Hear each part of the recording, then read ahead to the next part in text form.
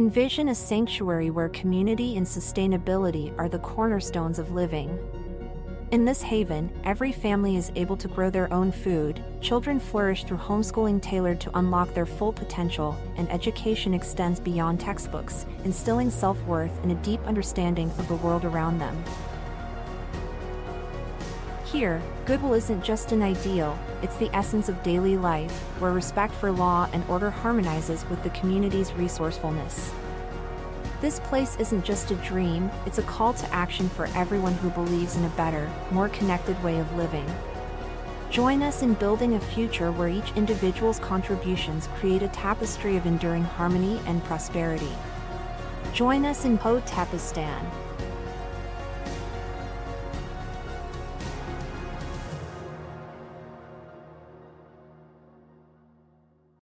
Two, one, boom. Hotep Jesus. Damn, they out here stealing from Trump. The Grift Report starts right now. 2, 1, boom. Hotep Jesus. Of all the Jesuses I know, he's the Hotepiest. Social scientist and YouTube host, Hotep Jesus. How the fuck do you get a name like Hotep Jesus? The one and only Hotep Jesus. Ryan Sharp, better known to the world as Hotep Jesus. Hotep Jesus. Hotep Jesus. Hotep Jesus. Hotep, you're a genius. HotepJesus.com. Somebody said, what do you think you are, some kind of Hotep Jesus? Ooh, and that's I was good. Just like, ooh, that's sexy. Yes, I do think I'm Hotep. Good morning, good afternoon, good evening, or good night, depending on where you are in the world. Welcome to the Grift Report, live Monday through Friday, 2 p.m. Eastern. I'm your host, the Grift God. Hotep Jesus. Hotep Jesus. Hotep Jesus. Hotep Jesus. Hotep, you're a genius. HotepJesus.com. Oh, this a real Hotep brother. Hotep to the chat, Hotep to the Hotepistanis. Hotep. What up, y'all? What up, Oz? Hotep to the Hoteps. I finally finished Friday's Grift Report. Damn, Hotep, little nigga got the tongue lashing. He will be all right. Hey, we had to give it to him. Pause. Had to be done. Had to be done. Little man got too big for his britches. If y'all missed the Friday show, go check it out. Timestamps are up. Justine Ellison's in the chat. Heather's in the chat. Lauren Strong Dad, Steph Colonel, Dre Brown. What up, yo? Fresh Mike in the chat. DJ Protocol is in the chat. Renee Vocal, our graphic designers in the house. What up, Kelson? Jabari, the producer, super producer, Jabari in the house. What up, y'all? What up, Black Falcon? From our high horse. Yeah, he was wilding, right? I wasn't out of bounds for what I did. He was wilding. Yeah, he's been wilding for a little while now, actually. I think that's the second time I had to hang up on him. Shout out to Hotep, little nigga, a.k.a. Martian, for being a good sport and allowing me to turn him into content on Friday. Fun times. Anyway, everybody, welcome to the Grift Report. It's Monday. Hope everybody had a wonderful weekend. Got a wonderful show lined up for you today. Get the week started off. It's a busy Monday for me. Monday, I got this show. Then I got to coach kids soccer. Then I got chess lessons tonight at 8 p.m. And then right after that, we're doing Hotep's Been Told You 2.0 with Uncle Hotep. Patreon.com/Hotep's Been Told You. Make sure you go subscribe. That's on Patreon. If you enjoy our Thursday show, we do a 1-hour show on Mondays for our subscribers. And me and him, we got a lot to cover. Some of the stuff you'll see in the Grift Report today, I'm going to have to talk to Uncle Hotep about. He's been talking hella shit over the weekend, so we're going to have to go in on him. So make sure you subscribe. Patreon.com/Hotep's Been Told You. A lot is going on. But we got to start today's show off with a little bit of a cleanse. We got to cleanse our timeline. We have to cleanse our palate before we feed you the people. Eric July has just released the animated short for Yara One. This is their third Riververse Studios animation. So we're going to take a look at that right now.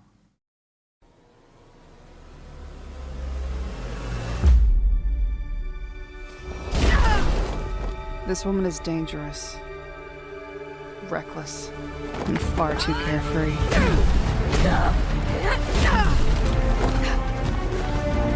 Power that even rivals Solari.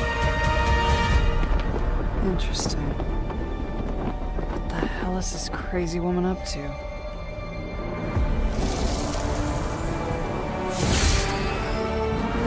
Time to earn our paycheck. See you soon. Yeah, Oh, that's fire. Oh, that's fire. It's only a matter of time before they get a some sort of series that's picked up by Netflix. I'm definitely going to. I wonder how that would work out with Marvel and how Marvel. I could see, some jerk off somewhere blocking the release. To protect Marvel's monopoly over comic material. I could see something like that happen, but yeah, he's releasing the next next issue of the comic, so make sure I go support. Excellent work over there. I mean, phenomenal work. I think they're up to like 4 million or something like that in sales for this new edition. So yeah, did I take my flow packs? Absolutely, I took my flow packs. Today. I made a shake. Banana, oat milk, cola nut powder, cacao powder, and banana, and some chocolate. I threw some chocolate in there for taste. A little bit of a cheat, but can't be too perfect. Came out tasty. But yeah, I took that with my Flow, my Apex, so I'm pretty sure I have most of the essential vitamins and nutrients I need for the day. And I think I'm pretty sure there's cola in the there's cola in the Flow. Let me see here. Yeah, cola nuts in the Flow. Yeah, so I have cola nut powder I put in my shake. Plus there's cola in the Flow, so we're gonna be buzzing this episode. You know what I'm saying? Make sure y'all get into them. What the fuck just happened on my screen? Anyway, with that being said, we gotta go to the Men of Order report. Men of Order moment of the day. Nerd Nash, Money Monday, what up? Shout out to Nerd Nash, nerdnash.com.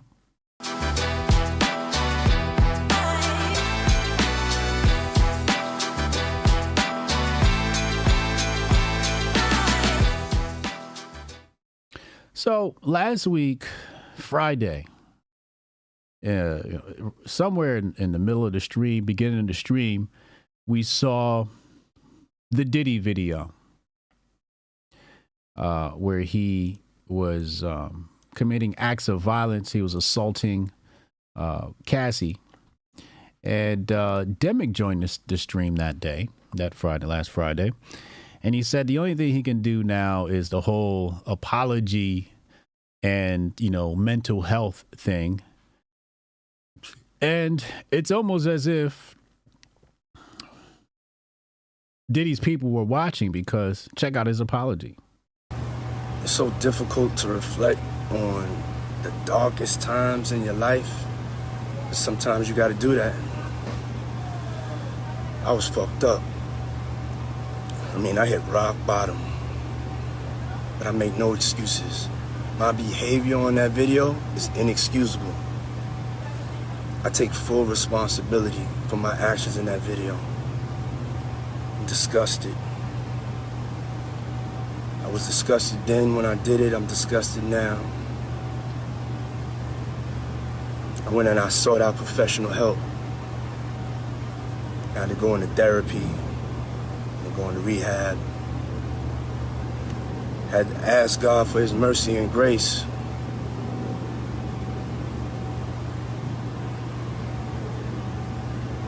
I'm so sorry.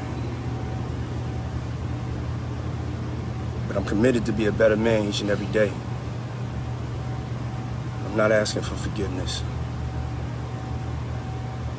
I'm truly sorry.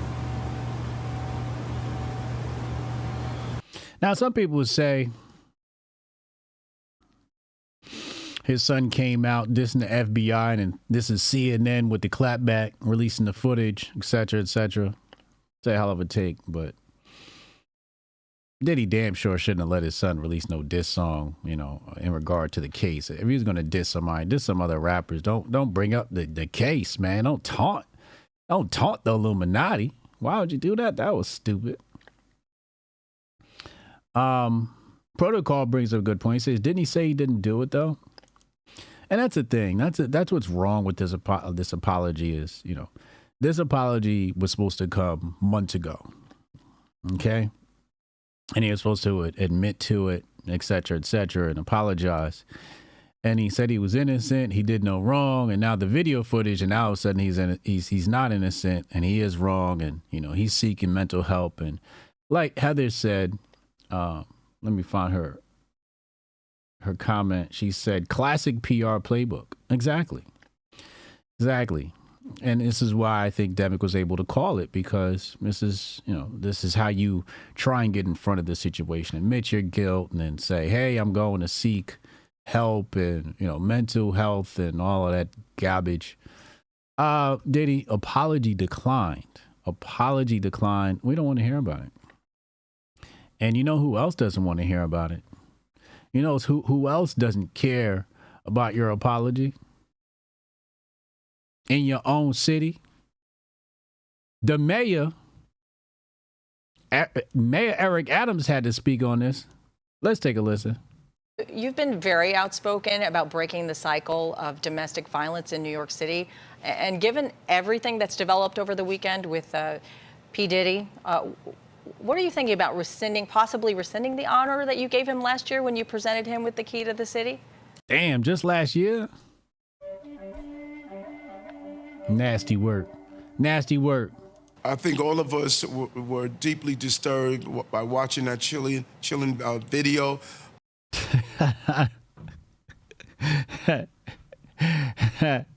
You could tell Mayor Eric Adams, like, what's in his vocabulary and what's not. Because, you know, the PR people wrote this for him. And, you know, he said chilly. He meant to say chilling. You know, these are these buzzwords that PR media, you know, politicians are trained to use. That chilling video, you know, all that bullshit. And he stumbles over his words because it's not part of who he is, and he's not well practiced. Anyway, let's go back. Disturbed by watching that chilling video of the young lady being assaulted by him and the committee and the team. We've never rescinded a key before, but we are now sitting down to see what the next steps forward are going to be. So you are considering it? We are taking everything under analysis, and the team will come back with me with a final determination. All right. You've been very... Damn. Never happened before. Unprecedented. Diddy may lose the key to the city. Yeah, he's probably hungry. He just wanted some chili. He's probably starving. He's, you know, like it's lunchtime, man. I'm trying to eat. I ain't had breakfast this morning. This is not the end of Diddy. What else did I miss? Who else commented on this? I mean, everybody commented on this. But anyway, it'll come back to me. Let's go to everybody's favorite segment, Grifter of the Day.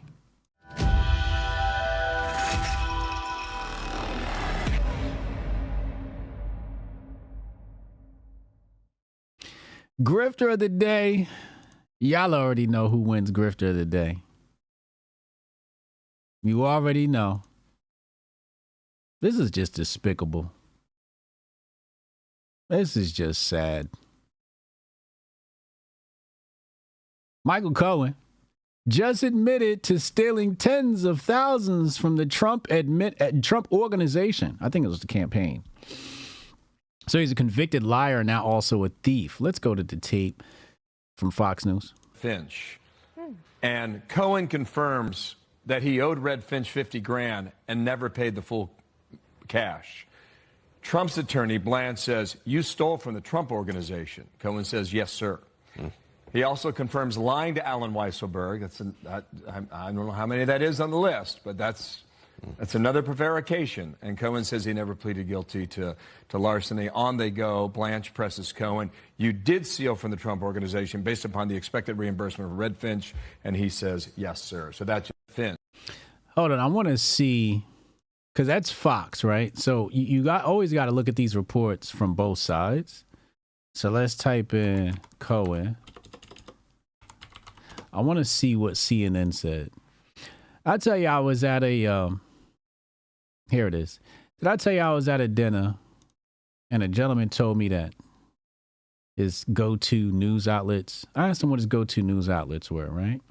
And, you know, this was a very distinguished gentleman, older gentleman, and, you know, he's talking about the media. So I was like, what media outlets do you like listening to? And, you know, when I asked the question, I can't lie. I knew I was going to get some bullshit.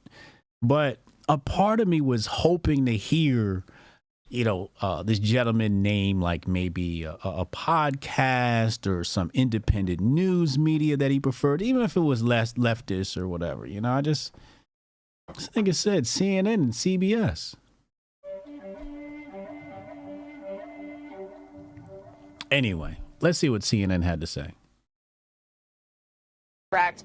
But this is significant because they appear to have caught Cohen in another lie, and this would be a lie to the other person who is allegedly part of this conspiracy. Now, Cohen's supposed to be the prosecutor's star witness.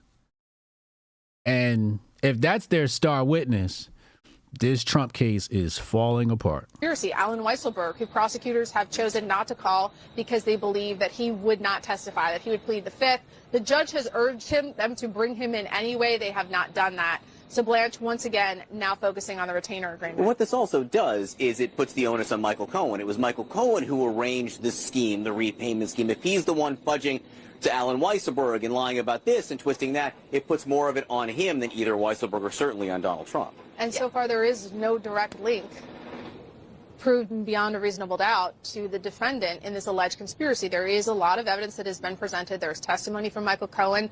There's testimony from others about conversations.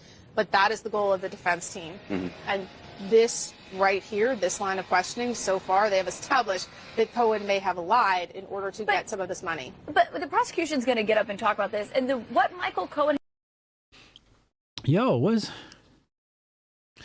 I'm just trying to figure out in what world do you need to steal $20,000 in cash?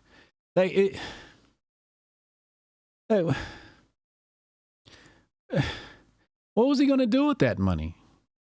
I mean, $20,000, I mean, to us, I guess, is a lot of money. But to these guys, $20,000 shouldn't be a lot of money. Was this his tricking fund? Is this where he goes? Is this his OnlyFans fund? Like, Passport Bros fund? Like, what was he about to do with that $20,000 in cash instead of just paying the people who's supposed to pay?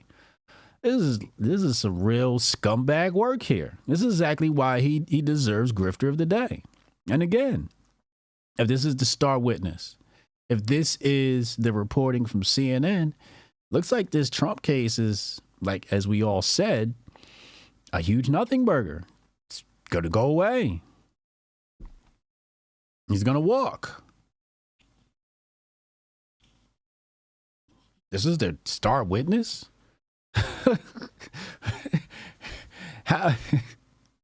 If this is their star witness, it tells you a lot about how little of a case they had to begin with. It tells you about how desperate they are or were to try and nail something to Trump that they hadn't even cross-examined their own witness in privacy. Hadn't gone through this and, and tried to figure out. I guess they thought the defense was going to be neglectful. But surely the prosecution had to know this was going to come up and wouldn't make this guy the star issue. Jabari said Cohen is an NYC lawyer, coke and hookers. Yeah.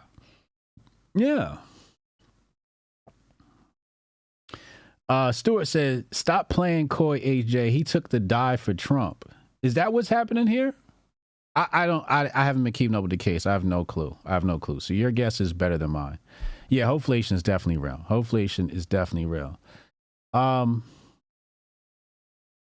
So is that what's happening? Is he taking it? But if he's working for the prosecution and he's a double agent, is that what you're saying? Is he a double agent? That would be interesting. That would be an interesting turn of events where this gentleman's like, hey, you know, I'm going to be the star witness for the prosecution. I don't know. Maybe possible. You know, we can't put 5D chess past Trump. Anyway, we'll keep an eye on that, but let's go to the next grifter of the day. Now, this one, I got to really hold myself together here and make sure I don't fly off the handle because when I saw this on my timeline, I was disturbed. Next up for grifter of the day, and how, you know, there's a bunch of people that, Charlemagne's comments on Diddy. Hold on a second. That's who I was gonna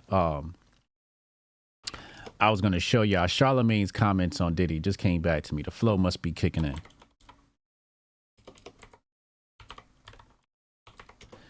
Where is it now? Hold on. I didn't save it because it's a really long clip. So we'll have to I'll skip around. Okay, here we go. I found a smaller clip. All right, let's put this on the screen and see what Charlemagne the God had to say about Diddy.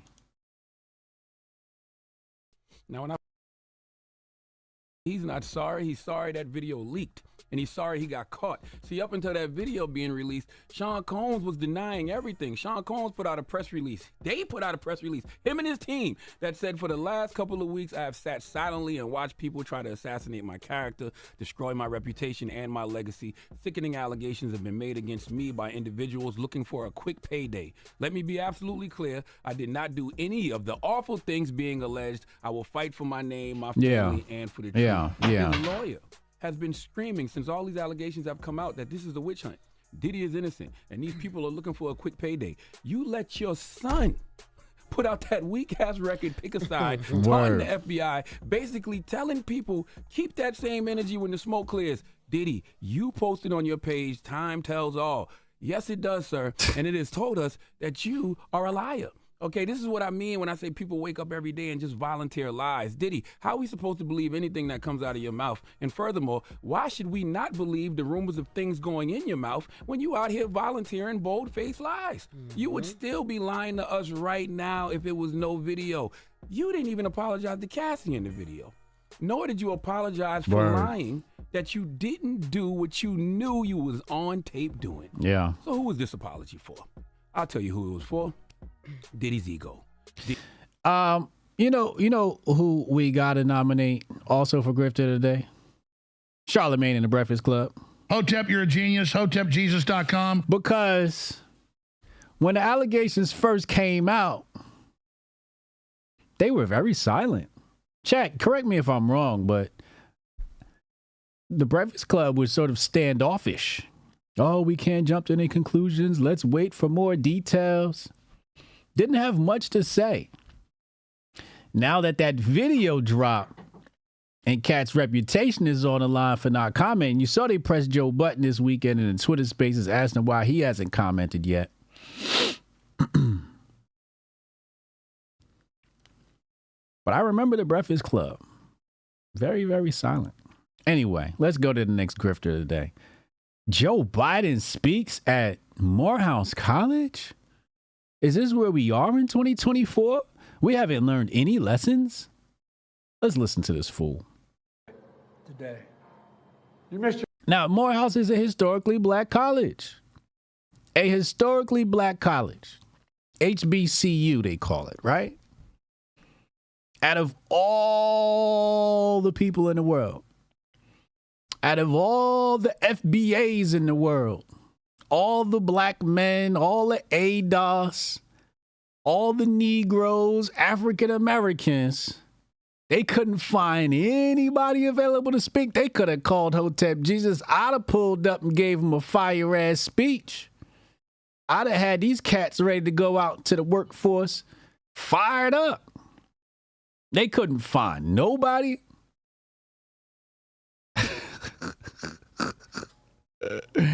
Is that why Joe Button didn't speak on it? Because he's an abuser too? Yeah, I remember that. I remember those stories. Let's see what Biden had to say. Your high school graduation. You started college just as George Floyd was murdered. Oh, come the fuck on, yo. Oh my God.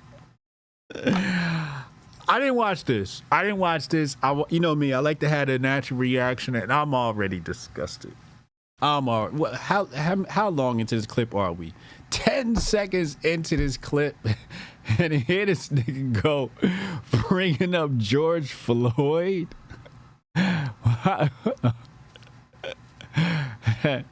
Hey niggas, don't forget, we'll kill your ass dead in the street. At a college graduation, bro, we trying to graduate and go, do something productive in society. We done worked 4 years, wrote all these papers, took all these finals and midterms and homework, assignments and projects, and this nigga said George Floyd. Oh my God. Who wrote this? See, that's the thing, like the people who wrote this don't give a fuck about the black men, because this is an all black men's school, Morehouse. The sister is Spelman.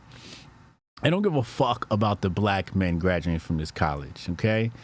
And what they want to do is they want to insert propaganda any moment they get, and this is the opportune time for them, is to grab the president of the United States of America and put him in front of them to keep them in a state of perpetual victimhood.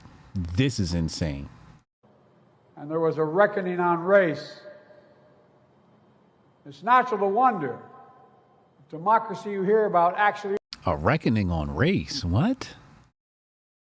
Democracy you hear about actually works. It's natural to wonder if democracy you hear about actually... Oh, fucking democracy. Y'all know how I feel about that. Rudy the Vet, go off HJ. I need some hostile energy on a Monday.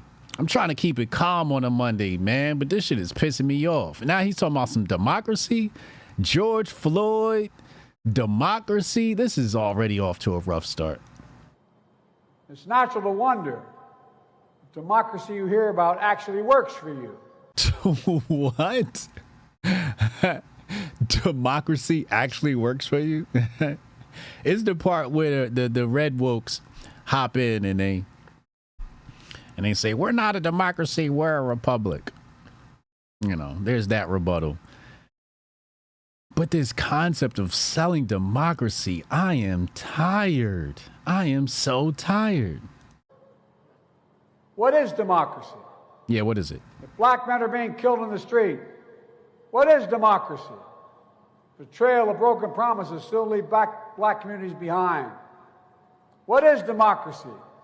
You have to be 10 times better than anyone else to get a fair shot. And most of all... Oh, my God. They hitting us with that shit? That was a mean psyop that they sold us. When you black, you gotta try 10 times as hard. Oh, what does it mean?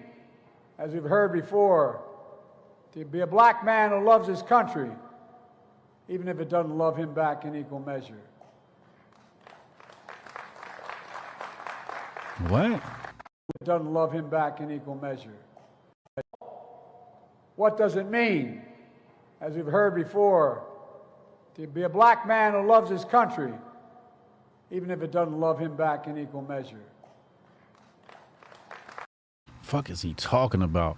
Did I see the clip of them turning their backs? Yeah, I saw the clip. There was a bunch of Hoteps at Morehouse that turned their back on the president during his speech. Shout out to them. Shout out to them for being real ones. We got another Joe Biden clip.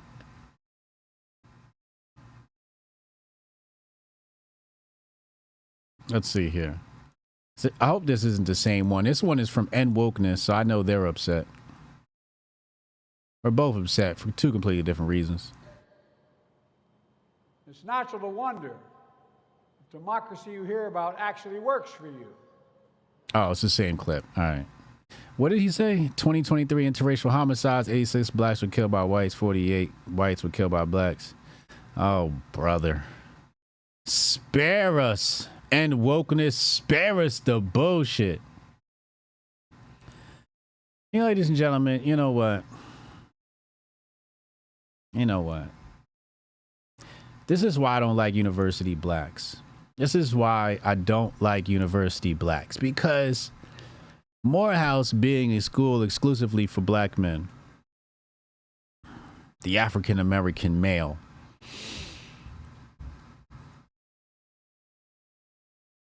and they have not just any white man, one of the most vile, hateful white men to ever exist on the face of this planet, come to speak to a bunch of black men about how they're victims. This is why I don't like university blacks, because somebody should have said no. What are they afraid of? Are they afraid of losing funding? Or is it the fact that somebody at this university who calls the shots said, we have to make this political move. We have to open up a stage for Biden during this election year. That's what this came down to. This was a political favor, is what I'm suspecting. I'm speculating here, but I think this was a political favor. Either quid pro quo or, you know, on the house. Basically saying, I'm so fearful of a Trump administration, I'm so beholden to the Democrats that I'm going to sign off on this because I hate Republicans that much. I want to win, or one hand washes the other, right? Favor for a favor. But who's being sold here? Who is being sold? Black men are being sold. Young, black, graduating university men are being sold to the Democratic owners, masters, plantation overseers. Black men are being sold to the Democrats, to the Biden campaign, by black people. This is... Remember we played that Hotep Histories last week? And we had the gentleman trying to free the slaves. Another nigga snitched on him. That's what this is. This is a traitorous act against black men by other black people. That's what this is. This is a traitorous act. Morehouse should be ashamed of themselves. The greater community should condemn Morehouse for allowing him to speak at their graduation.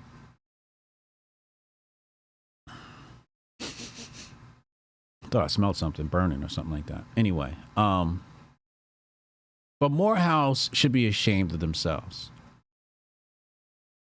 Not because they let a white man speak, but because they sold black men to the Democratic political campaign strategy.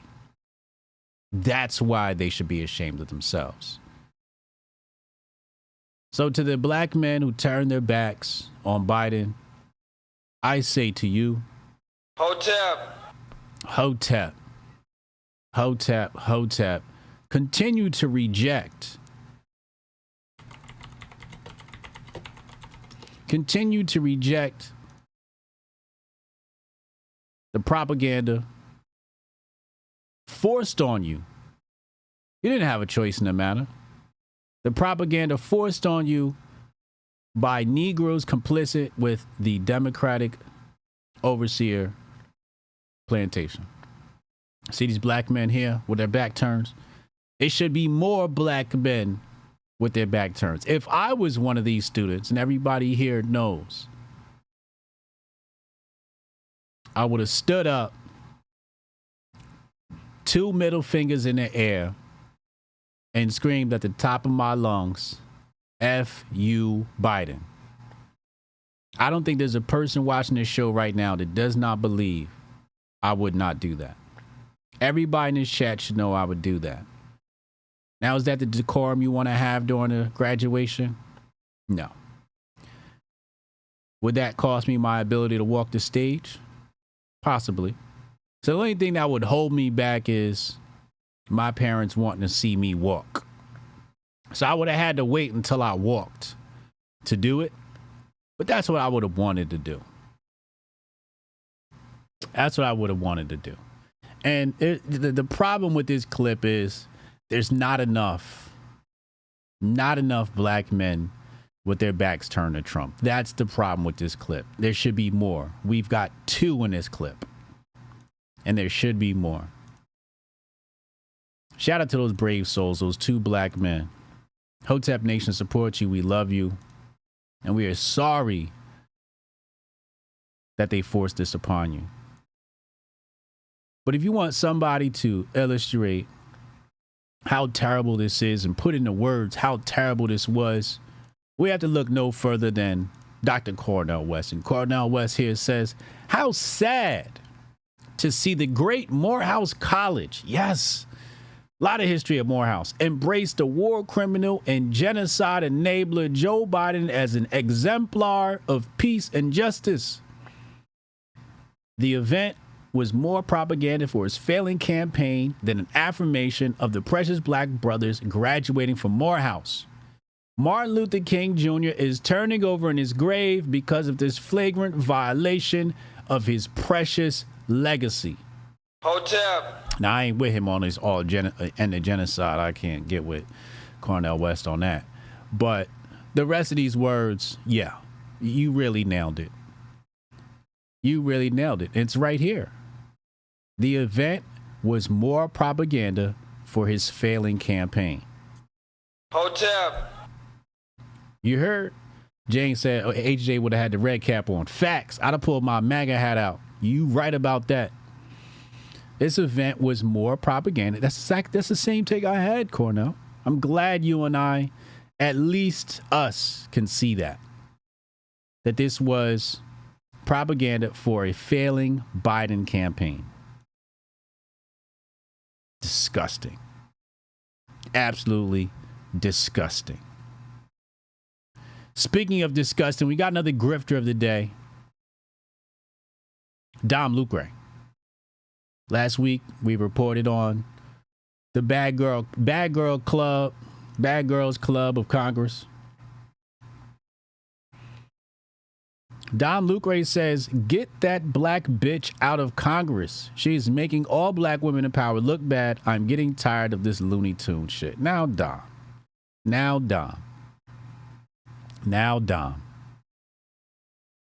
You've got 1.3 million followers. I only have one question for you, Dom.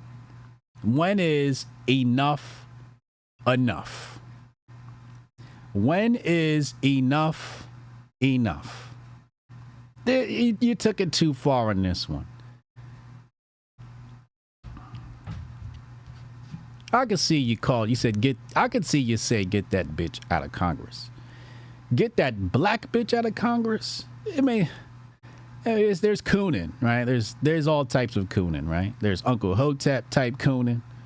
There's Hotep Jesus cooning, and then there's just blatantly disrespectful cooning. And this right here, I'm sure the red wokes ate this up. But this ain't it, Dom. This ain't it, bro. This ain't it. And like Sonny Johnson said in his Twitter spaces this morning, all of those women were acting ghetto. But again, people have inserted race into this. This is the one thing I love what Sonny said this morning. People have inserted race into this conversation. But really, this is a gender conversation. Because notice all this stuff happened with women. This is how women act once they're pushed over the edge. Marjorie Taylor Greene being the instigator, and then the retort from Jasmine Crockett, and then the embellishing of baby girl AOC. It's all female nature. So the true correct take here is not racial, it is gender-based, saying it's time to get women out of Congress. I wish all the black people were as smart as Hotep Jesus. And I wish all the white people were as smart as Hotep Jesus. And I wish all the Hispanics were as smart as Hotep Jesus. Because that guy, he really gets it. He knows how to boil it down. Next up, Grifter of the Day. Everybody's been tagging me in this. They're like, Hotep, you got to watch this. You got to share it. Blase, blase, blase. And, well, let's take a look at it together. Terrence Howard on the Joe Rogan Experience. Now, that's pretty mild compared to some of the other stuff Terrence Howard was talking about. But when it came to that inoculation experiment they released a few years back, I mean, for the same reasons that he said.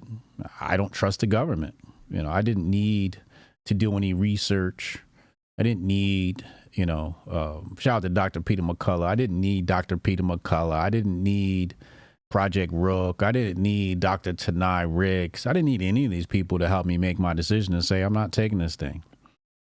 And I was really sick twice during the height of all of this. And I didn't take any medication. I didn't take any medicine. I just laid on the couch and watched chess tournaments and movies until I got over it. You know, I let my body do its thing, right? And it was a horrible time period. I couldn't eat. I tried to stay as hydrated as possible, and I just kept it moving. 99.9% of the illness is starting the mind. Hotep, you're a genius. HotepJesus.com. We'll talk about that at a later date. You know, let's see. I'm sure we have some more Terrence Howard clips. Let's see if we can pull up some more here and see what else he was yapping about.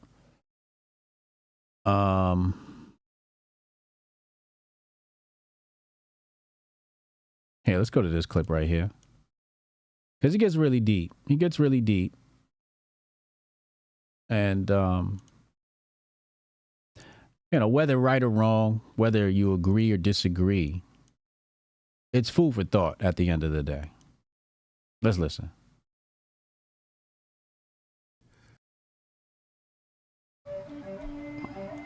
Yo, that's kind of ill. That's kind of ill. That's it's a different way of thinking. Let's go to the next clip. Let's go to the next clip.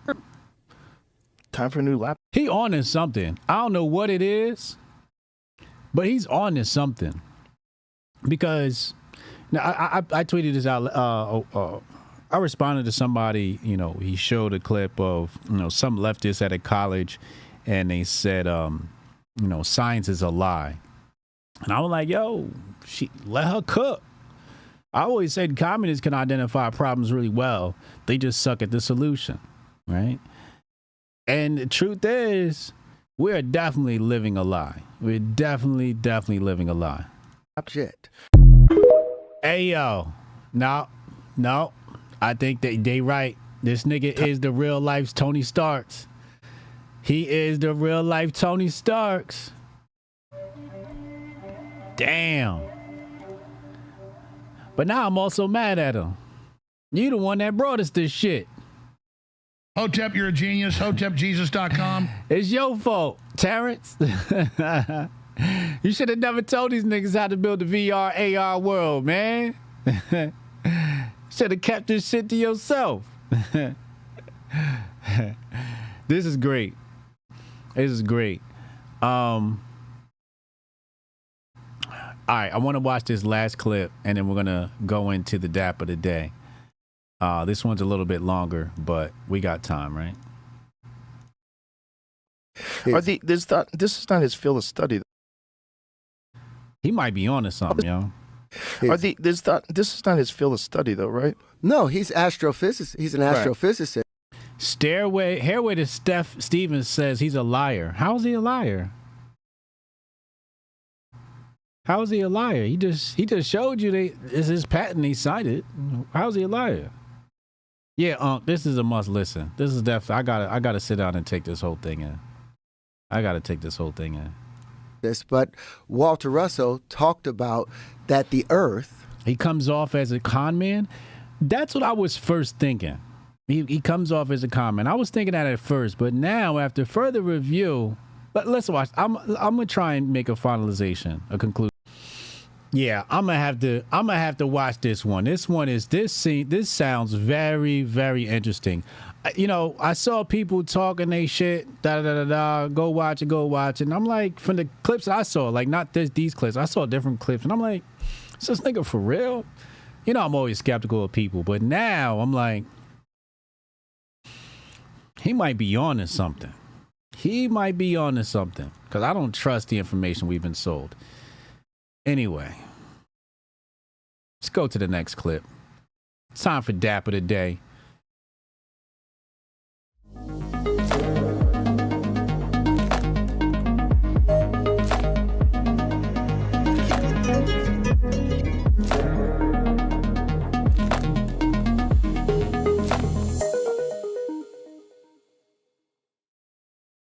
Now, I saw somebody in a comment say, doesn't actually know math, right? Like, so I don't think you have to know math to come up with these theories, right? What I think is you can have a team of mathematicians, right? So if I have a team of mathematicians and they tell me something, I go, that doesn't make any sense, right? And I tell them, explain this to me, and explain it to me. And I tell them, well, look over here for the information and then come back and tell me what you find. And they go over there and they discover something. They go, bro, I think you may be onto something.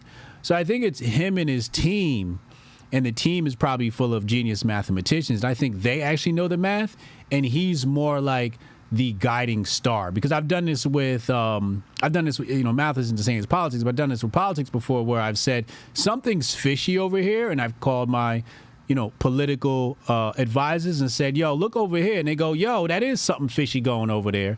Then they go in and they explain to me, well, what exactly is happening there. So I don't think he has to know math technically at a high level, but instead so there's a lot of people, skeptical. It says, this is pathetic. F all that, Hotep. Just call up Dr. Tansu and have him debunk Terrence. He's speaking on philosophy, which isn't necessarily mathematical. Yeah, exactly. I think he's more of the philosophical mind, and somebody else on his team is, the math mind, the science mind. He's criticizing the bedrock of scientific understanding. The people are criticizing him using the same science he has told you is wrong. Yeah.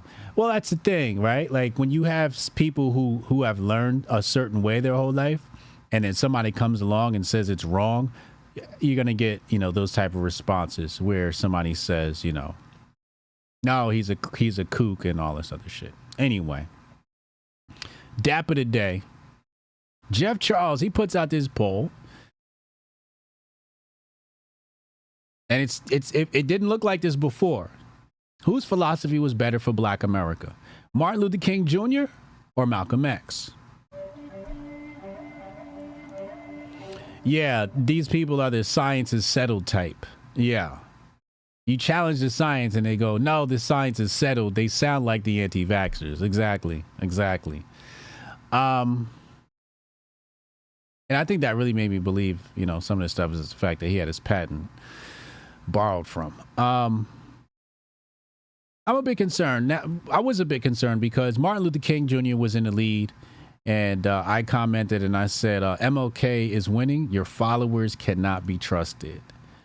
And then Liberty Toad says, a lot of us went to public school. And this gentleman says, people correctly, morally are choosing a guy who said that peaceful responses better than revenge violence, view his ideological peers advocated.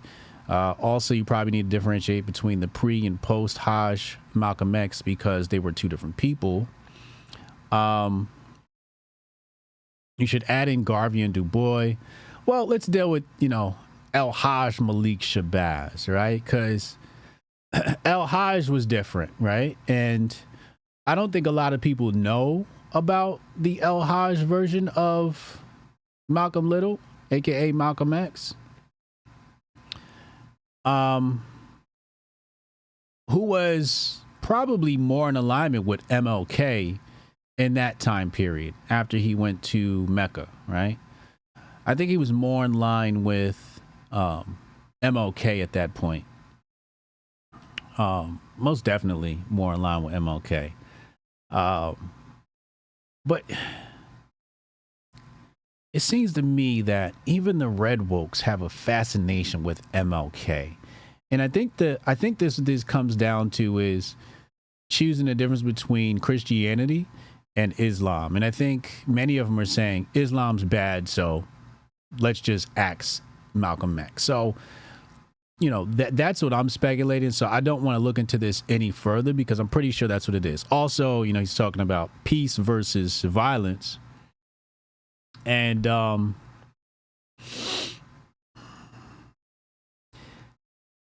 let's talk about that. The last thing the red wokes and the blue wokes want to see is a black man not like MLK.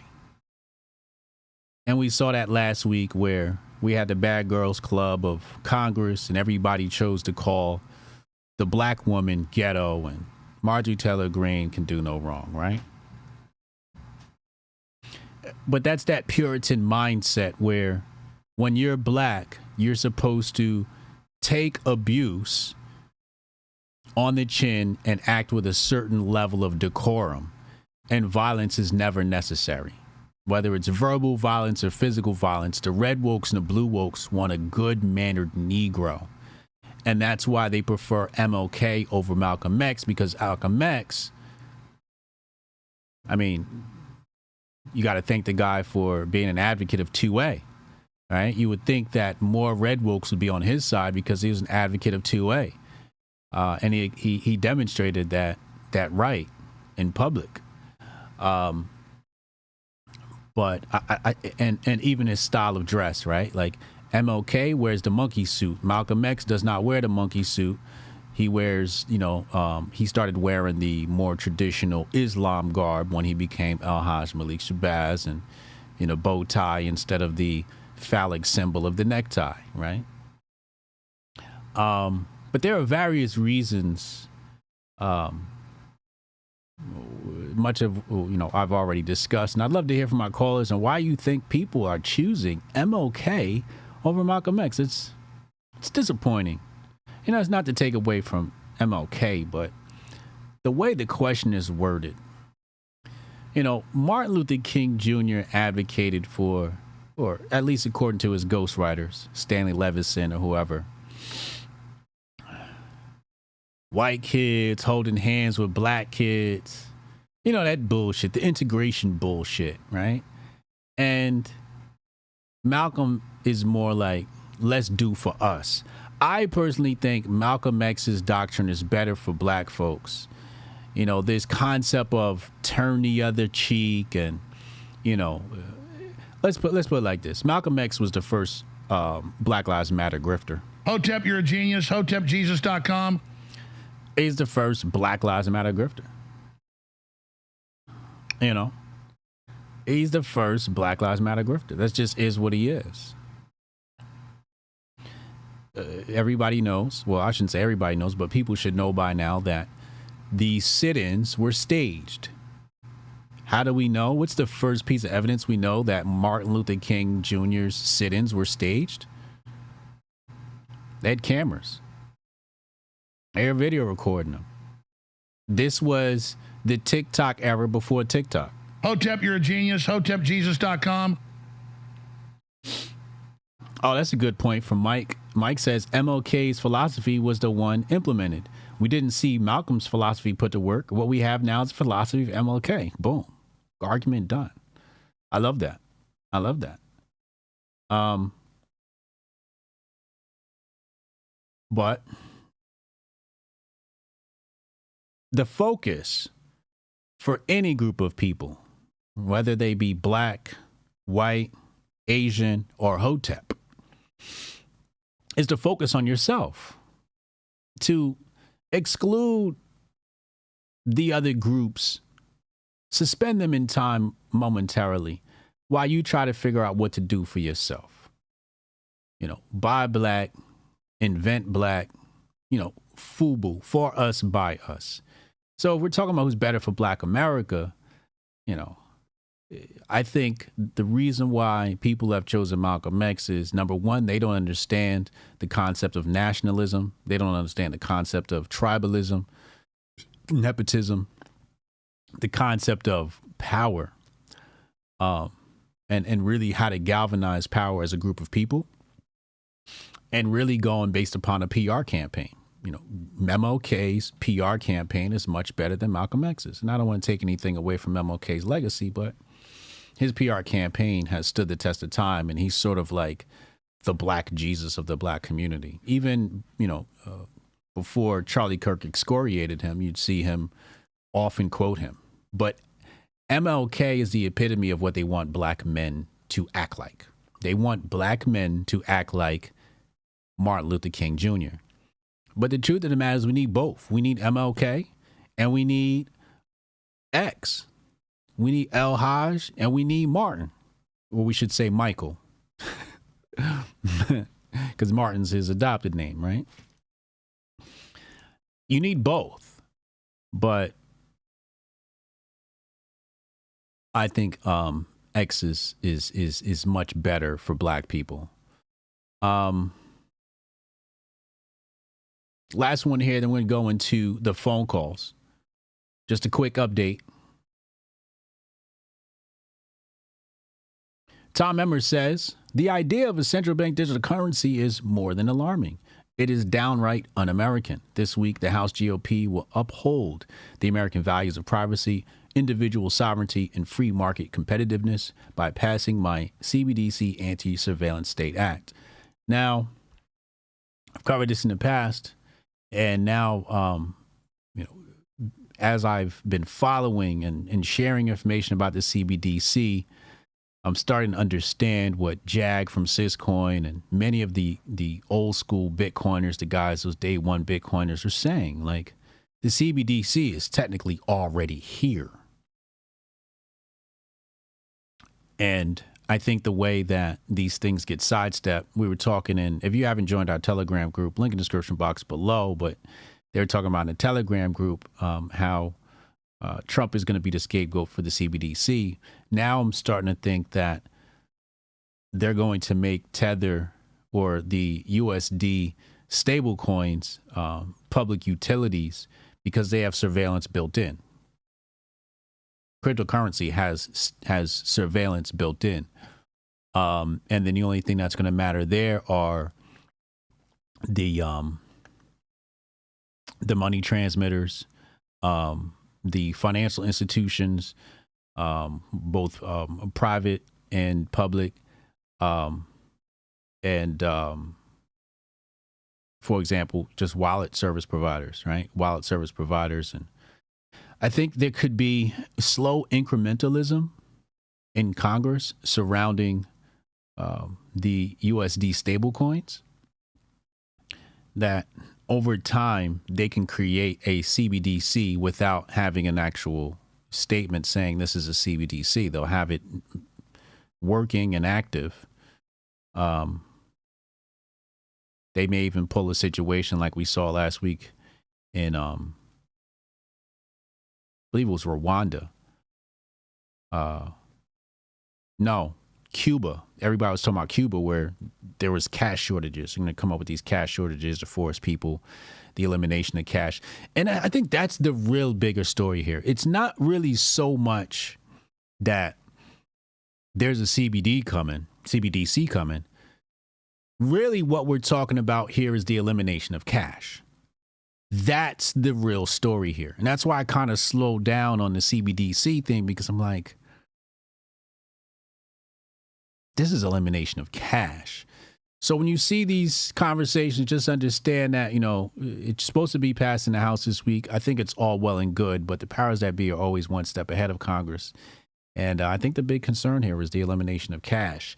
And so you're gonna need to have a bill. The bill has to say, you know, do not eliminate cash or something like that. Anyway, let's go to the phone lines. Text Hotep your name to 202-596-5631. Text Hotep your name to 202-596-5631. I'll be right back after this short, brief commercial break. Envision a sanctuary where community and sustainability are the cornerstones of living.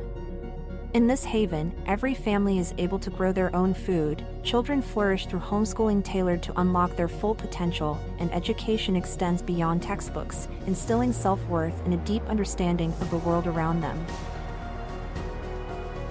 Here, goodwill isn't just an ideal, it's the essence of daily life, where respect for law and order harmonizes with the community's resourcefulness.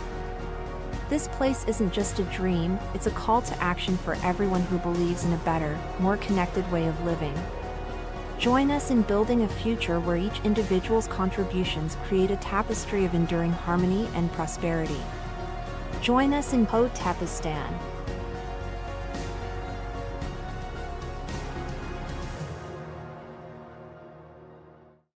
We got Rudy on the line here. Real fast chat. If anybody wants to call in disagreeing with Terrence Howard, I really want to hear from you. I don't want to argue. I kind of just want to get smarter during this conversation. But please call in or text the number, and then I'll get you in line. Rudy, what's up, man? Happy Monday. Happy Monday, brother. I need violence, man. I need violence, man. Yeah? I need violence on a Monday, dude. Oh, man. I had to work. I'm taking Friday off, so I needed to work today, and showing on Mondays is violence and hostility, brother. Violence and hostility. All right. So here we go. Disclaimer. All the thoughts that are about to be broadcast over the airwaves are not of Hotep Jesus or anyone besides me, Rudy the Vet. First of all, chickens are still clucking. I have decided that I'm going to only have my Twitter up on Tuesdays and Sundays, man. Tuesdays for the Goldstein Twitter Spaces and Sundays for the Fresh Mike and Protocol show. I'm going to take the app off my phone on all those days except for Tuesdays and Sundays, man, because that DARPA programming is designed to divide. Now, all the real stuff going on planet Earth, all the real stuff going on in our lives, and we got everything in the timeline is the chickens clucking in Congress and an NFL kicker saying that women should be mothers and homemaking is a good career. And that's it, dude. Like, the whole COVID-19 stuff was blasted. Nothing. Quietness. Quiet as kept, man. Quiet as kept. And we're all arguing about chickens clucking and an NFL kicker having an opinion. And, man, the black pill is out. Black pill is out. So I'm trying to tone it down because I'm trying to get you, hopefully one day you can be monetized, bro. But that's what I got to say about that. Second spot, man. Damn you, man. Because, like, I try not to watch Rogan when he has Hollywood elitist on because I don't want to hear what they got to say. But Terrence Howard was dropping, I don't know if it's facts. I don't know what it is, but it was definitely interesting enough to let me listen to a Hollywood because, man, he was dropping, man, that the circle thing, when he's talking about heat moving in the 90-degree angles and chips. Man, if that didn't make more sense than a little bit, man, I don't know what did, man. You know what I'm saying? Like, that was really, really interesting. Otherwise, Hotep and Build, man, it's Monday. Oh, last thing, man. Morehouse, man. What is going on, man? The guy, listen to me, people, and I'm white, right? And I'm gonna tell you something, my father was an old school Italian, you know what I'm saying, born in East Orange, New Jersey, right? And my dad was a racist, man, a pure racist, and he was so racist he married a Panamanian woman and would talk shit about Latinos when we were in the car alone, and he was married to one. That's how racist my old man was. My old man dropped the hard ER, man. You know what I'm saying? Old old school Italian dude from East Orange, New Jersey. Let me explain something to you, right? Joe Biden uses the hard ER when black folks ain't around. Uh-oh. Joe Biden said that Obama was the first clean, articulate black candidate. Joe Biden said a piece of crack cocaine the size of this quarter will give you 5 years and you have to forfeit everything and go to jail for 5 years. Joe Biden offered the crime bill. Joe Biden stood up there and said, "We're going to put y'all back in change. Back in change." And you bring Joe Biden to a prestigious HBCU to try and tell you that America hates you, you're all being hunted. Like, no, not one positive message, man. And then Brother Cornel West, a Harvard grad, another ivory tower one who calls Trump a fascist and says Trump's bringing in neo-fascism and all that, gets up there and bashes him. Like, do better, man. Morehouse, do better, man. Do better, Morehouse. You know what I'm saying? From an Italian Hotep, do better, man. We all got to do better, man. We all got to. That shit was that, man. That was the, bro. I thought you were gonna go nuclear on that, man, because it's like, what is this, man? What kind of clown shit show are we living in, brother? When that guy gets to get up on an HBCU and has done more damage. You know, because the sentencing guidelines that came down in that crime bill, I fell victim to. You know what I'm saying? Like, Virginia's a commonwealth. We follow the feds. The feds throw out sentencing guidelines. Virginia jumps right on them. Like, states can make their own guidelines. The commonwealths jump right onto the federal guidelines. When I caught my case, I had to fill out a pre-sentence report, and they followed the federal guidelines. So that crime bill is what is why I got, well, I mean, I didn't rat either, but I got smacked in the face so hard with what I got smacked with, because it was following federal guidelines. And this is the man you bring to the HBCU, man. I know I got a little long-winded. I meant that bing, bang, in, out, bong. But do better, Morehouse. Do better, Morehouse. Nation, to the Hotep Nation, man. Peace and love, man. Positive energy activates constant elevation. Hotep and build. The vet is out, man. All right, bro. Rudy on the check-in. Let's get to Goldstein. Let's talk to Goldstein. See what Goldstein got for us today. What the fuck? From a former butcher, nearly. That's crazy. Call from Murphy's Law Rescue. Goldstein. What up? What up, bro? Chilling, man. How you doing? Good, man. What you got for us today?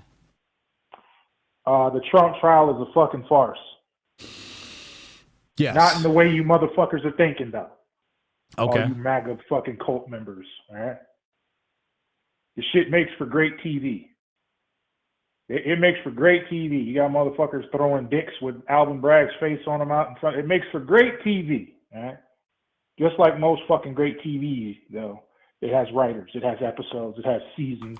It has season finales, all right? Yeah. Twists and turns along the way to keep you invested.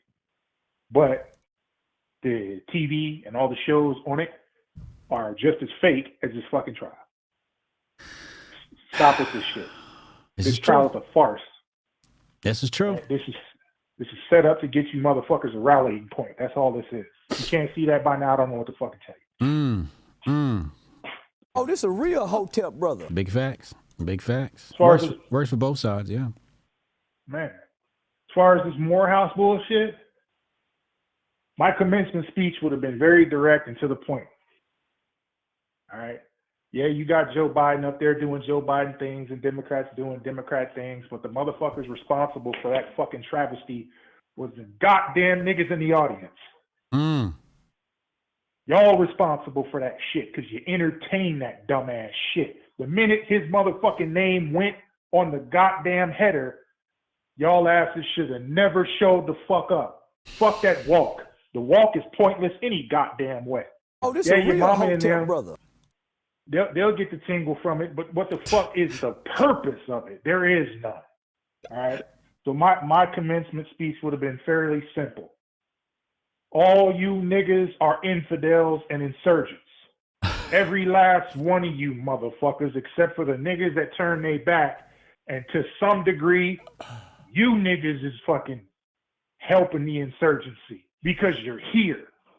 Because you thought it was a good goddamn idea to be in Morehouse in the first fucking place, which ain't nothing but a goddamn factory to churn you motherfuckers out so you guys can be complicit to the crimes of motherfuckers like Joe Biden showing up at a fucking HBCU. Because that was a fucking crime. It all lends to the goddamn mentality that this fucking country is some type of stable bastion and ain't never been one. Which leads me to my third fucking point. As far as fucking Malcolm X and Martin Luther King. Malcolm X doesn't work because it's a theory of practice. In order for Malcolm X's shit to fucking be the standard, people have to do something. Yeah. Martin Luther King's shit is a theory in theory. Right? That's what that is. It's a if the world can be a perfect place as theory, we need to be nonviolent. When the fuck has that ever happened or worked for humans in the history of humanity? We have a significant history of fucking violence. A significant one. It's our birthright as human fucking beings to bust a motherfucker's ass when they ain't acting right. But they will fucking put motherfuckers out there like Gandhi and Martin Luther King and the rest of these bastions of fucking peace and civility, run these motherfuckers out there in front of you and tell you that's the standard to keep you in line. Not because that's the ideal world. That world has never existed. Oh, this is a real Where's the Hotep, brother. evidence? Where's the evidence that that works? Point me in the direction of evidence where that shit worked, and I will point you to a motherfucking civilization that got their ass whooped a few motherfucking years after they decided to adopt that dumbass world view. You ain't lying. You ain't lying. You ain't lying. Keep cooking. Keep cooking. We talked about this shit a week ago on the space. When is it okay to put a foot in somebody's ass? Yeah. All right. Yeah. This was our topic. This is how life is. This is reality. Might makes right. Everybody who's trying to lead you down some path of this fake ass notion of civility is trying to sell you a bill of fucking goods. They're trying to keep you in compliance. We talked about this on Sunny Space today. Motherfuckers want to jump in there with, oh, reparations. That's the fucking mindset of someone who's been pacified. Why? Because you're not going to either A, fight life for what you think you deserve, or B, fight the government for what you think you deserve. What you're going to do is you're going to sit down and ask. Now, let me ask you this. And this may seem insensitive, but fuck it. I'm not a very sensitive nigga. Cassie sued P. Diddy for a ton of money, and she won.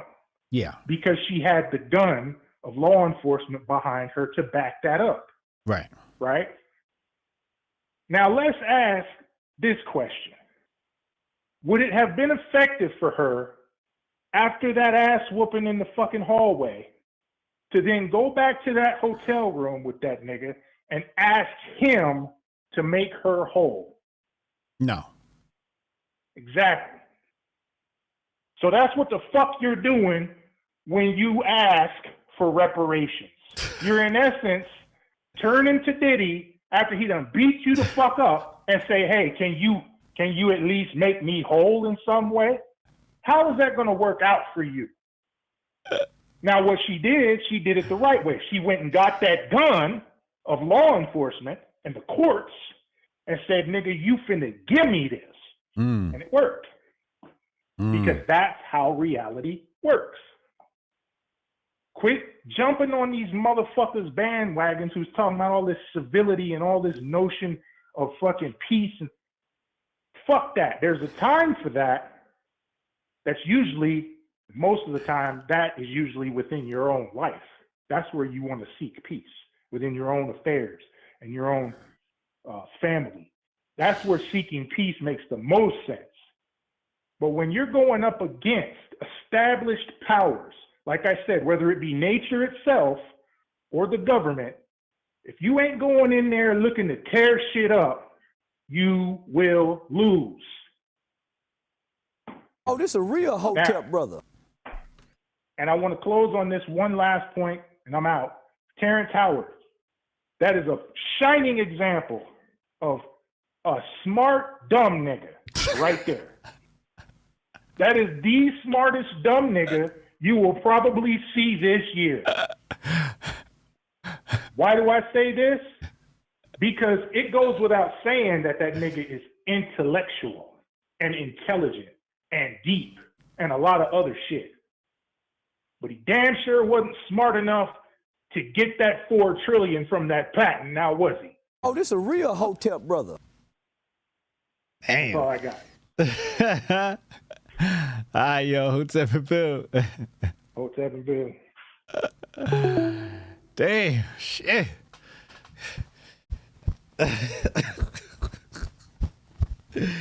You gotta fan that off. Shit. Mic drop. Let's go to everybody's favorite caller, Strong Dad. See what he got for us. I know he's gonna go in on the MLK Malcolm X situation. Strong Dad, please be punctual. Please be poignant and succinct. Damn. Yeesh. You know, this is why I like Goldstein. So tomorrow, make sure y'all tune in for our Twitter Spaces. Me and Goldstein got a show, Twitter Spaces on Tuesdays, right after this show. So tomorrow, 4:30 p.m., make sure y'all there. That's why I like having Goldstein around, because he gets to say this shit I can't say. Because, well, he's like my evil conscience. Call from Strong Dad. I be trying to have some decorum and shit, and here he come like, fuck all that nice shit. We need violence. And I'm just like, I don't want to say that. But when he say it, I'm like, I fucking love this shit. Strong Dad, what you got? I hope you got some violence for us today, man. Well, first of all, I just got one question. Yeah. Is Terrence Howard from another dimension? Ancient astronaut theorists say, yeah, nigga, for real. Yo, I fucking love that shit. Yo, that shit was fucking. When I touched atheism, I'm fucking with it. Back when I was in my atheist stage, I did a whole lot with you don't have to know math to make a accepted universal model or a scientific model. Like you said, you can have other people, be like, yeah, this is legit or it's not.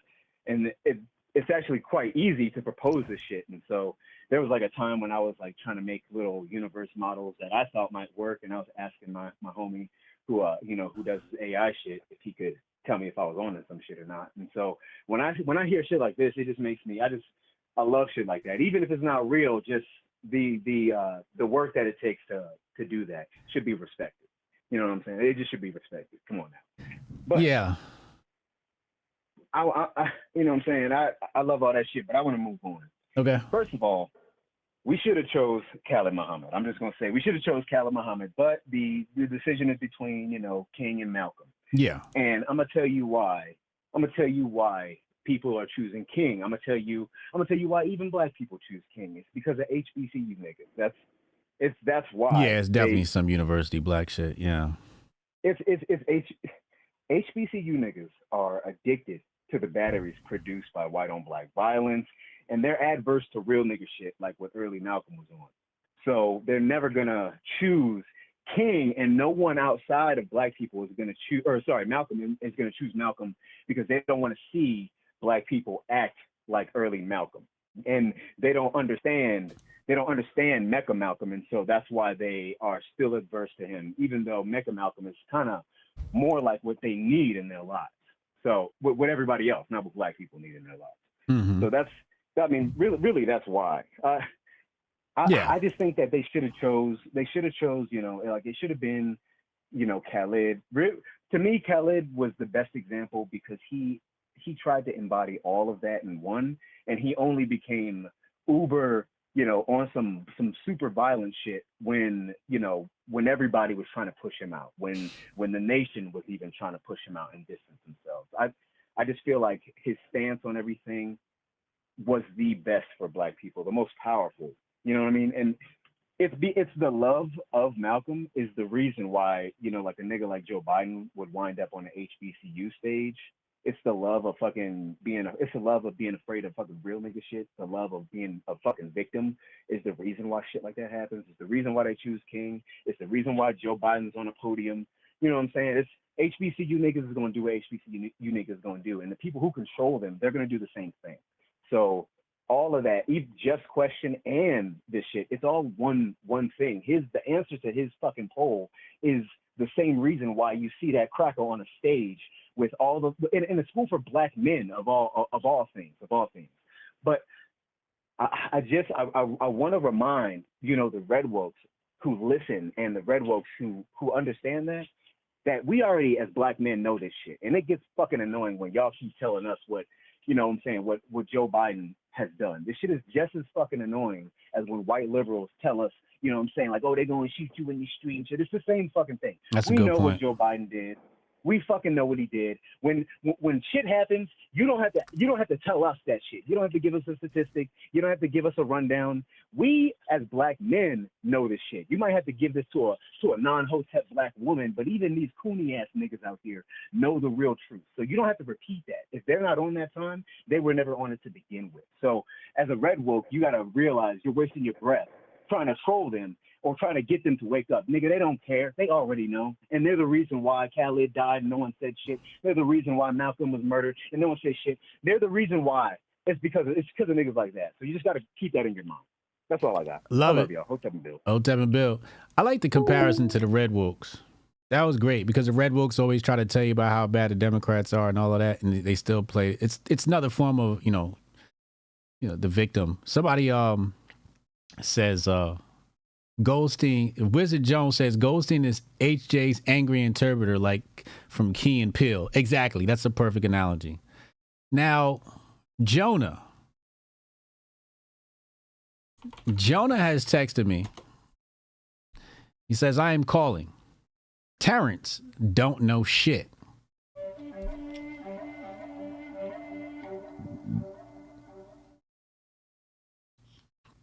I want to play the whole bingo game with a Jonah phone call, but I have no idea what he's about to come with.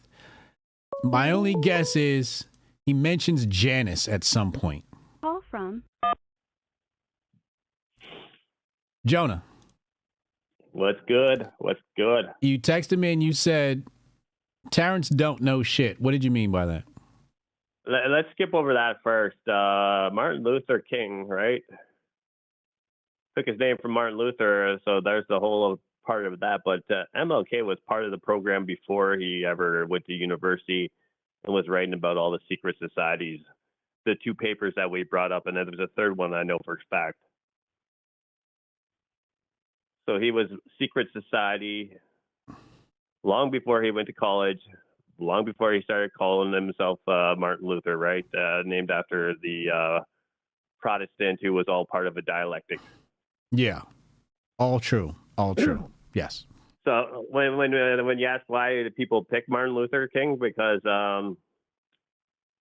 got a block in every city named after him, right? Because he was part of the program. Was MLK the first Drake? Not the first, but I mean, I would say maybe the last generations. No, I'm just trolling. All right, let's talk about Terrence. How could you refute what Terrence said? It seems so insightful. Well, we can't refute any of it, right? Because but I was saying that as far as the science that he's trying to talk, I sent you a document that as of just last week, we're now living in a void. And we're not, there's no fact that he was saying that we're moving in a constant. That's an absolute lie, because if you pull up the article that I sent, the reason that they're saying that we live in a void is because it's not a constant movement. It's called the Hubble tension or whatever. I think it's what they refer to it as. So the Hubble tension says astronomers can't agree on what's causing this discrepancy in the Hubble constant, and the contention has become known as the Hubble tension. Yeah. So how we are moving at the same distance when, it's the latest science, which again, too, if we go with scientific, is know that it is fiction. So all of science is just a theory, anyways. But the most recent theories aren't even acknowledging the science that he was saying that was a fact or a consensus, right? Mm-hmm. So that's what I was pointing out. Like for him to say that we're moving at a constant, no.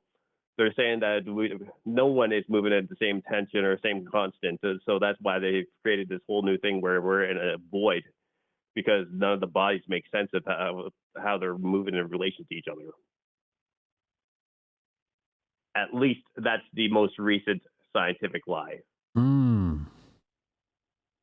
So, but again, too, now he was talking about the James Webb telescope or whatever, too. A lot of this is all coming from the cosmic microwave background in 2004 when they first actually discovered this. And the problem with the cosmic microwave background puts us at the center of all known reality. Us, not the sun, us. So everything else is a theory on top of that. But are we heliocentric or are we geocentric, right? So wait, the Earth is the center of the universe? That's what's coming off of that cosmic microwave background. So the radiation from the Big Bang that runs through all the universe, right? Or all known universes. It runs through the Earth, not through the sun. So that constant radiation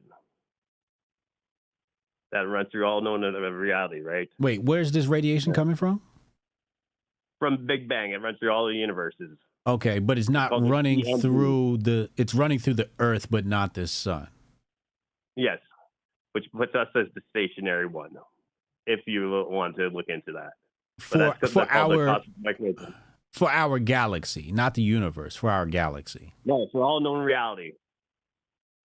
For all 2.5 billion years, that same radiation runs all the way through all of it as the center. And our planet is located on it. Okay, so if we're at the center and there was a Big Bang, wouldn't the center be where the Big Bang took place, which would mean that that's here where Earth is or was? Could be. Again, too, this is all. So then, if the Earth is the center, wouldn't that radiation emit from here and not just be a participant in it? Not necessarily, because that would also be, then you're looking at the Cosmic Serpent too, right? Which is another book I'll recommend for everyone, Cosmic Serpent, where that is the light and sound waves coming from the universe to us, which actually is the reason that we started creation, right? But again, too, that's a whole other theory. So again, too, what I'm getting at is for him to come out and say that it's knows for a fact that it's constant, it's not, and everything outside of this planet is a theory. Yeah. So maybe, to support your argument, these emissions exist outside of us, the Earth, and the Earth is maybe because it's the center attracting these things for whatever reason.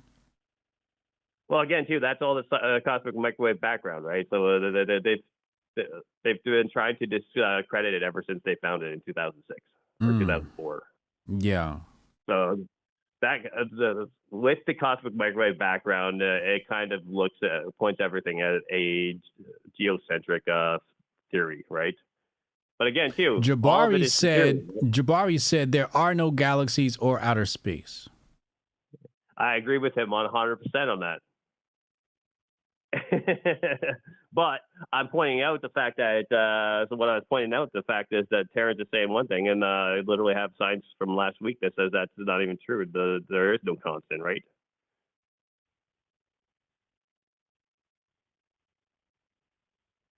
Yeah, maybe it does refute it. I'm gonna take a look at this article and get back to you. Anyways, Hotep and Bill, it's the long weekend here, and I might be a little inebriated. No, I love it. Thank you for the challenge, bro. Hotep and Bill.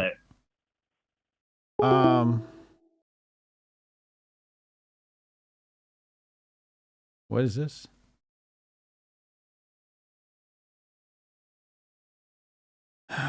Yeah, I agree. Somebody said I should interview Terrence Howard, and I agree. Let's talk to the home team. Cannon, call in. Let's see what Cannon's got to add to this conversation. Astronomers say we may live at the center of a cosmic void.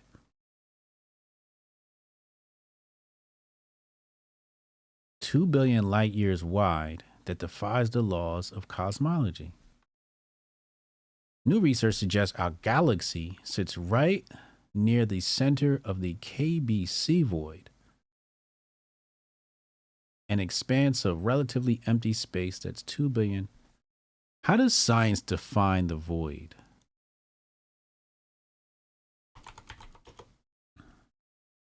It's a lot of definitions here.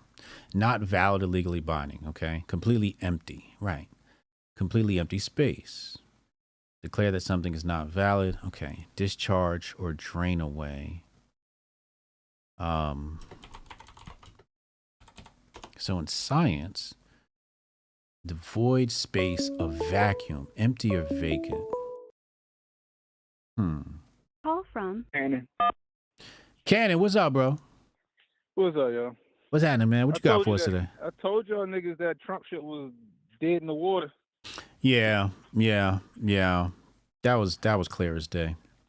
I've been telling you, I said, y'all really thought they was going to be able to use a nigga that perjured himself in the previous Stormy Daniels trial? They tried to do this shit again? That's crazy.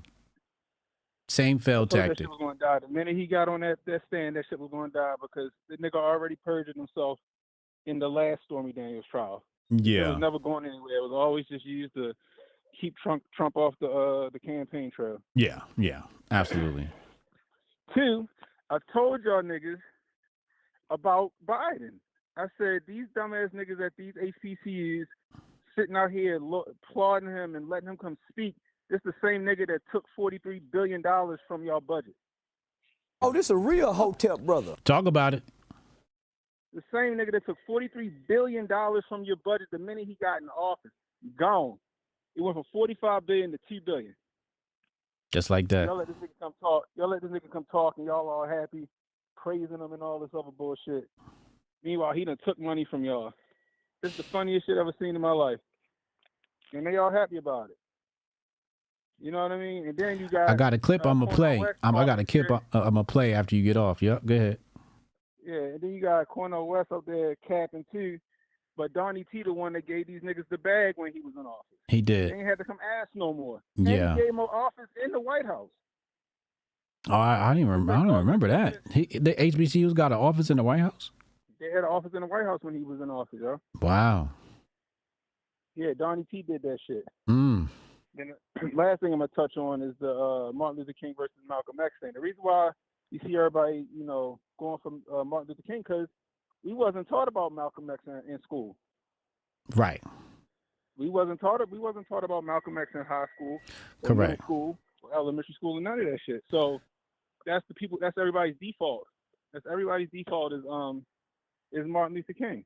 Yeah, because that's the saint that we've been presented with, so we know the most about. This is true. Exactly. If yeah. people would have learned about Malcolm X, you'd see a lot of kids, a lot of scholars, a lot of students leaning toward Malcolm X. Mm-hmm. But you don't see that because they didn't teach it. They didn't teach us that shit straight up. So that's the short and that's the long and short of that part. But yeah, so I don't know, yo. Anyway, yo, let me get a hold of Marjorie Taylor Greene. I can fix it. Get off my lawns. Get off my lawns, Dickie. Hotep and Bill, yeah. Hotep and Bill. He ain't shit for that.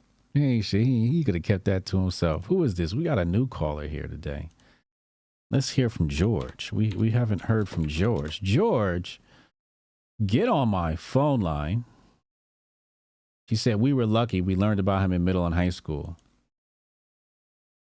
What school did you go to, Donata? Where were you trained? You were probably, I'm going to guess, you were probably near a big city.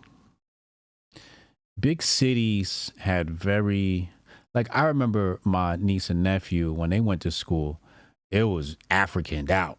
You know, they were giving kids African nicknames, and it was like Kwanzaa. It was very African centered. It was very, very, conscious community type stuff happening there. So my guess is you probably were in one of those environments. You probably had a black teacher. You probably went to a predominantly black school. I think if you went to a predominantly black school, Chicago, okay. Yeah, I figured you were near a big city. Yeah, you probably went to a predominantly black school. Because predominantly black schools, they were learning. They definitely taught more black history than your typical, suburban. Jabari Judas said, my high school taught about Malcolm X, my private middle school, MLK, and Harriet Tubman. Yeah. The manipulation of the origin of creation does have value. I agree.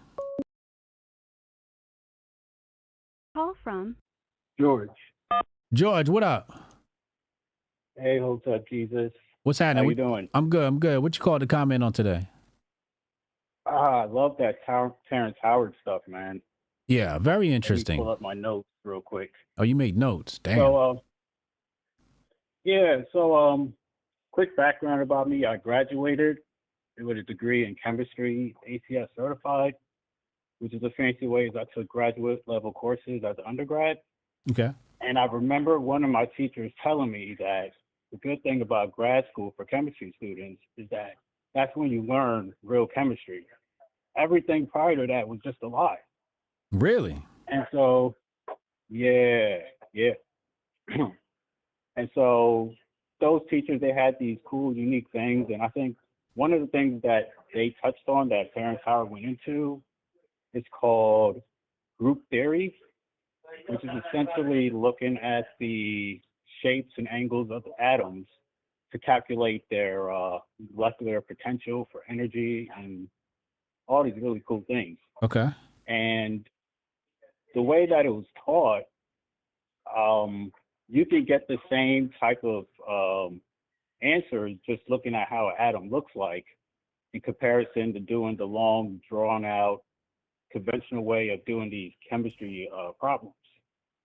So that interview definitely is a must listen to. Wait, you said you can look at the atom and draw the same conclusions that you can from calculating it? Yeah. And what were those conclusions? Yeah. Basically, the orbitals for these atoms, they have s orbitals, p orbitals, d orbitals, and these orbitals overlap with a whole bunch of different atoms. So the way you looked at it is any atoms that has an S, a P, and a D, they all fell into the same family of atoms. So when Terrence Howard showed the periodic table as a spiral, that made a lot of sense to me. At the time, I didn't really understand it, but that's kind of where they draw it from. I had no idea he was doing all these things either. So what you're saying is from your grad school education, it's corroborating some of the claims that Terrence Howard is making, for example, saying that there is no multiple elements, it's just different expressions of the same element. Right. Or atom. Right. Yeah, I learned more like molecular theory and they call it computational chemistry, just doing equations that you can't use with a calculator, with the systems of a computer. Mm-hmm. Yeah. So my, little bit of studies, everything is vibrating, right? And then the frequency of that vibration tends to change its state, right? And we know this from, basic science and ninth grade science, right? Like, liquid, gas, solid, right? So liquid is, gas is vibrating higher than a solid, right? Or is that right? Or did I say it backwards? No, I said it right. Gas, gas. Gas vibrates more because there's less, they call it intermolecular forces. Right. And then you have liquid and you have solids that vibrate at the lowest. At the lowest, right. Okay. Comparison. Yeah. So when Terrence talks about everything being a different expression of the same atom, so to speak, what is that atom? Is it just energy in its rawest form? That part, you can look at it that way. All atoms, they want to basically go down to their most common state. Mm-hmm. And we were taught it would be either like carbon or hydrogen as the lowest state that these atoms all try to go to, but they all can't get there without some assistance. Right. Yeah. And he does mention that as well when he talked about what they call the noble gases, where if you put this gas with these atoms, it automatically breaks it down into its lowest state. Mm-hmm. I think he used arsenic as an example. And I believe the way arsenic is shaped is very similar to iron. And iron is in our hemoglobin. So the body will sometimes confuse arsenic, for example, as iron and then bind to it and then create all this poison afterwards. So the arsenic it's more like the reaction to the arsenic that's causing the poison. Yeah, it's the byproduct of it. That's usually what damages the human body. It's not the actual thing, it's the byproduct that comes from it. Yeah. Hey, man, thank you for the call, man. Keep in touch. I need this scientific insight every once in a while. No problem, man. All right. Hotep and Bill. Let's go to the official DJ of Hotep Nation, DJ Protocol. Let's hear what he's got for us. Look at this Negro. It is my stance as a Morehouse man, nay, as a human being, to call for an immediate and permanent ceasefire in the Gaza Strip. Why does he talk like that?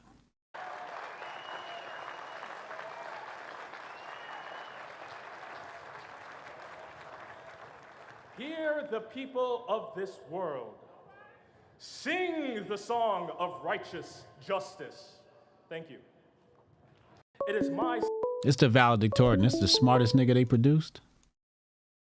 Call from the griftiest DJ in all the nation. The griftiest DJ in all the nation. What up, Protocol? What's up with you, guys? What up, Hotep fam? Life is good, man. What you got for us today? Life is great, man. Life is great, man. Man, I tried to make it a grift the other day, man. I saw Marjorie Taylor Greene this weekend. I had to get the picture with the hair. Oh, yeah. Going crazy. I seen that. I didn't appreciate it at all. How dare you? Bro, I could not pass it up. She literally was 10 feet away. I was like, oh, no, I got to do this, bro. She's right here, bro. I've got to do this. Oh, it was hilarious. How was it, man? Did she stink? No, she didn't stink.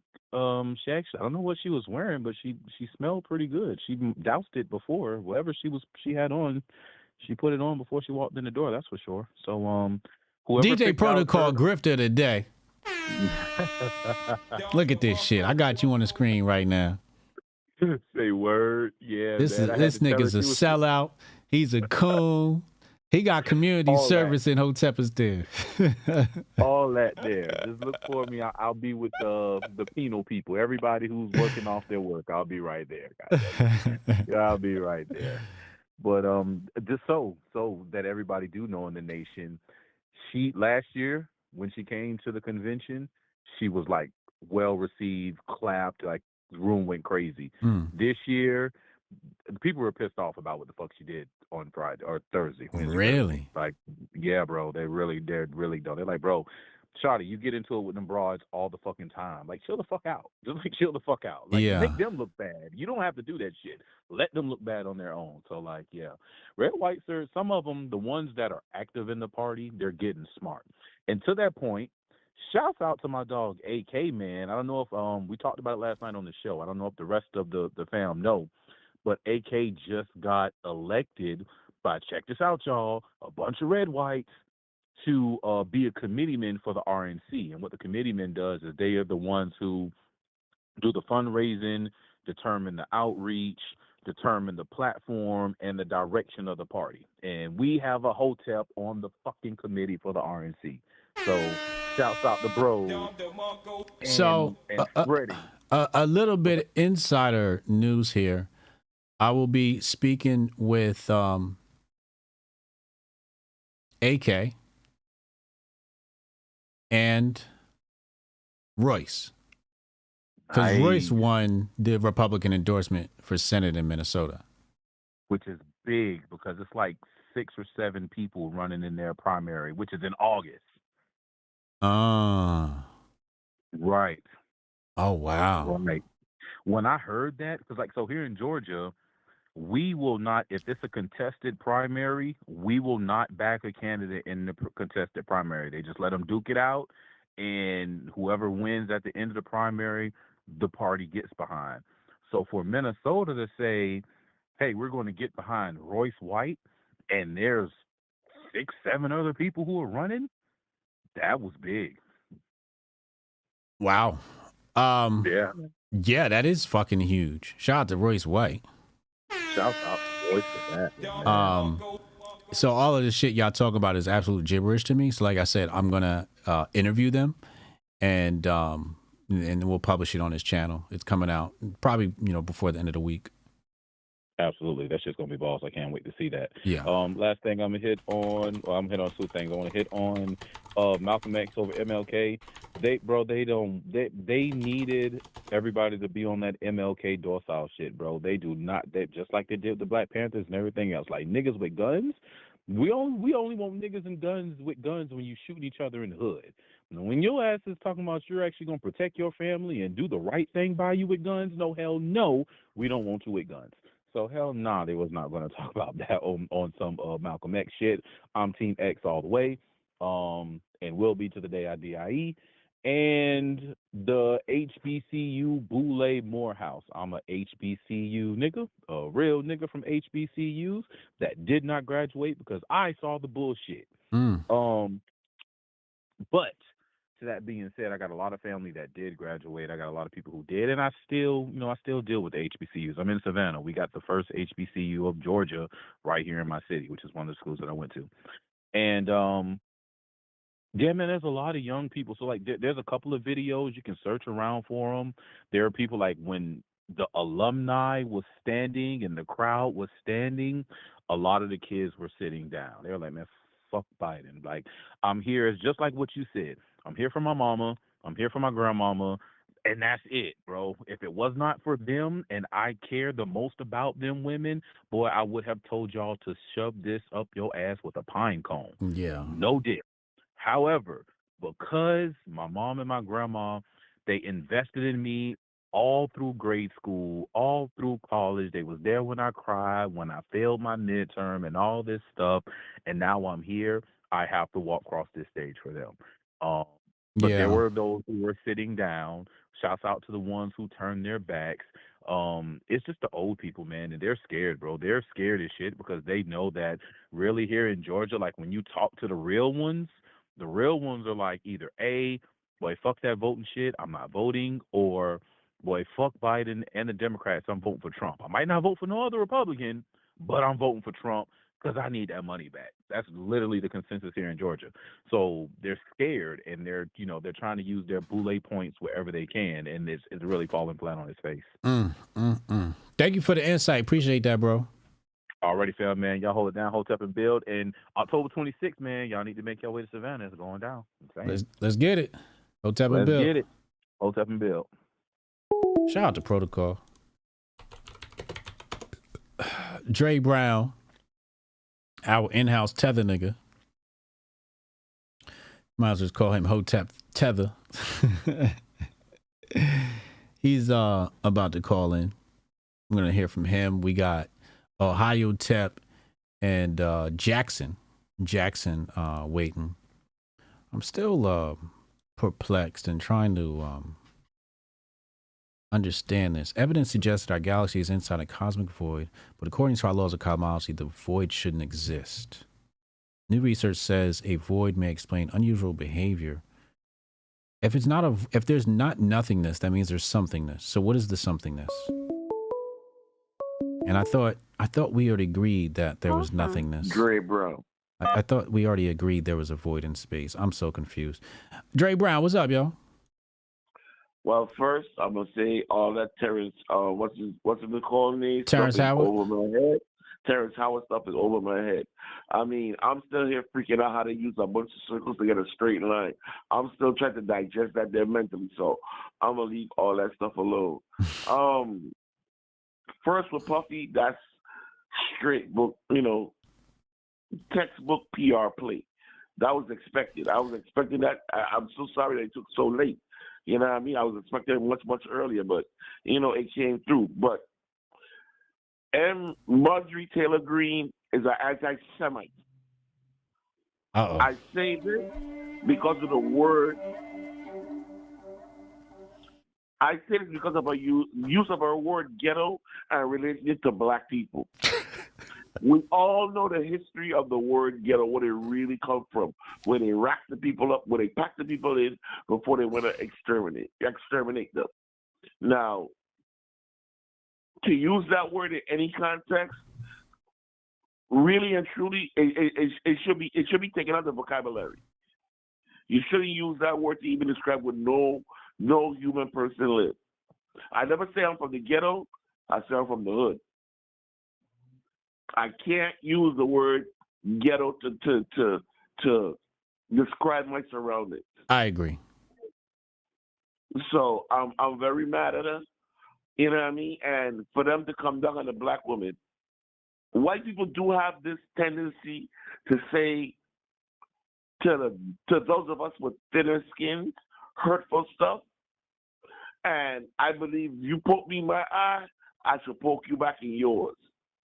So I mean, really and truly, people only know back in the day, if this was like when Congress first came about, those who would have been in the streets, swords, guns, or fists, duking it out, having an old-fashioned duel. Should we get back to that? And we could do it without killing. So you're choosing X over Malcolm? I mean, over Martin? No, I'm not choosing none of them. Garvey all the way. Okay, you're going before those guys took the reins. Yeah. Okay. Yeah. I already said the I'm origins. Yeah. But if you had to pick between X and Martin, who are you picking? Who's better for black people? Who's better for black people? NOI Malcolm is better for black people. Why not El-Haj Malcolm? Well, I'm gonna say El-Haj was more Hotep because he understood that you actually gonna need white people in on it if you're gonna do anything for black folks here in the country.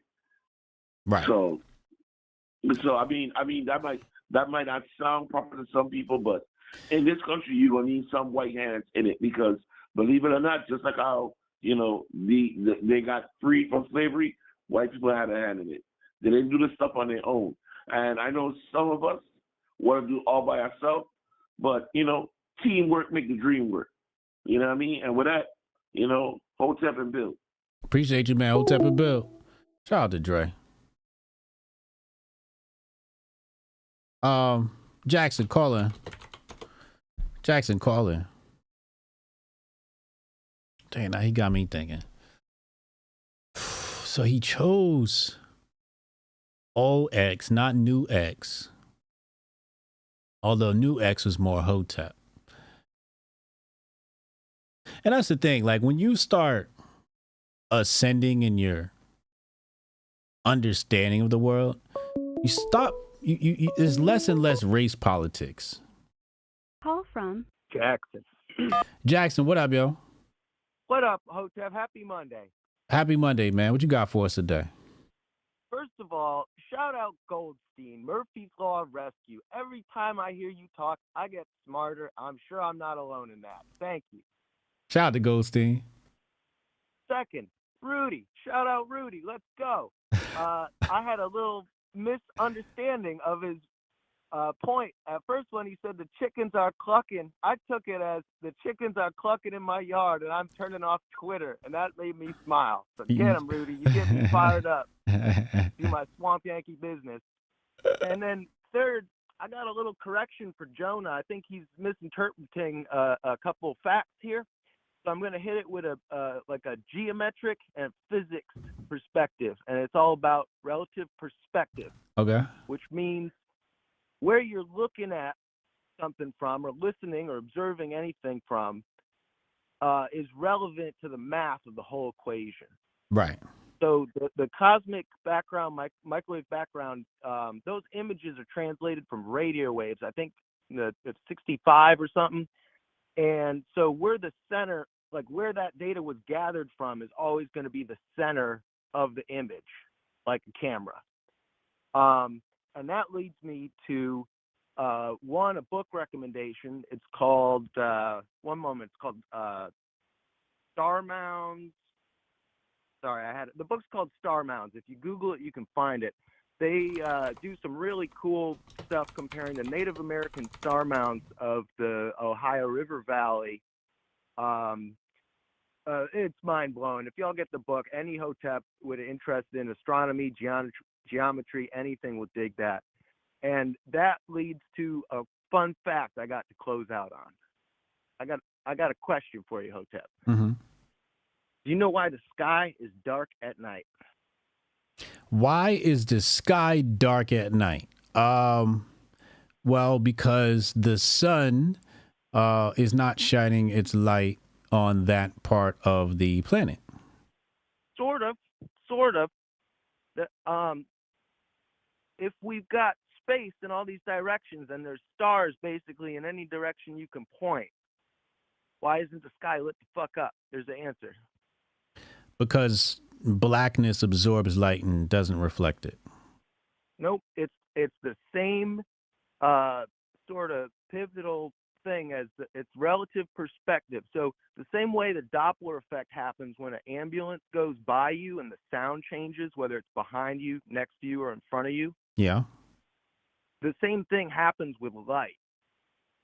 Okay. We're moving so fast that the Doppler effect shifts visible light spectrum down to infrared, so we just don't see it. Wait, what? As we're moving so fast in our little thing that the sky is not. Remember Terrence Howard was talking about his phone zapping out and shit like that? I think the same thing happened here.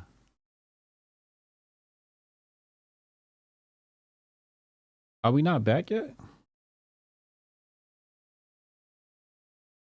There we go. What part? Yo, where did it clip at, y'all?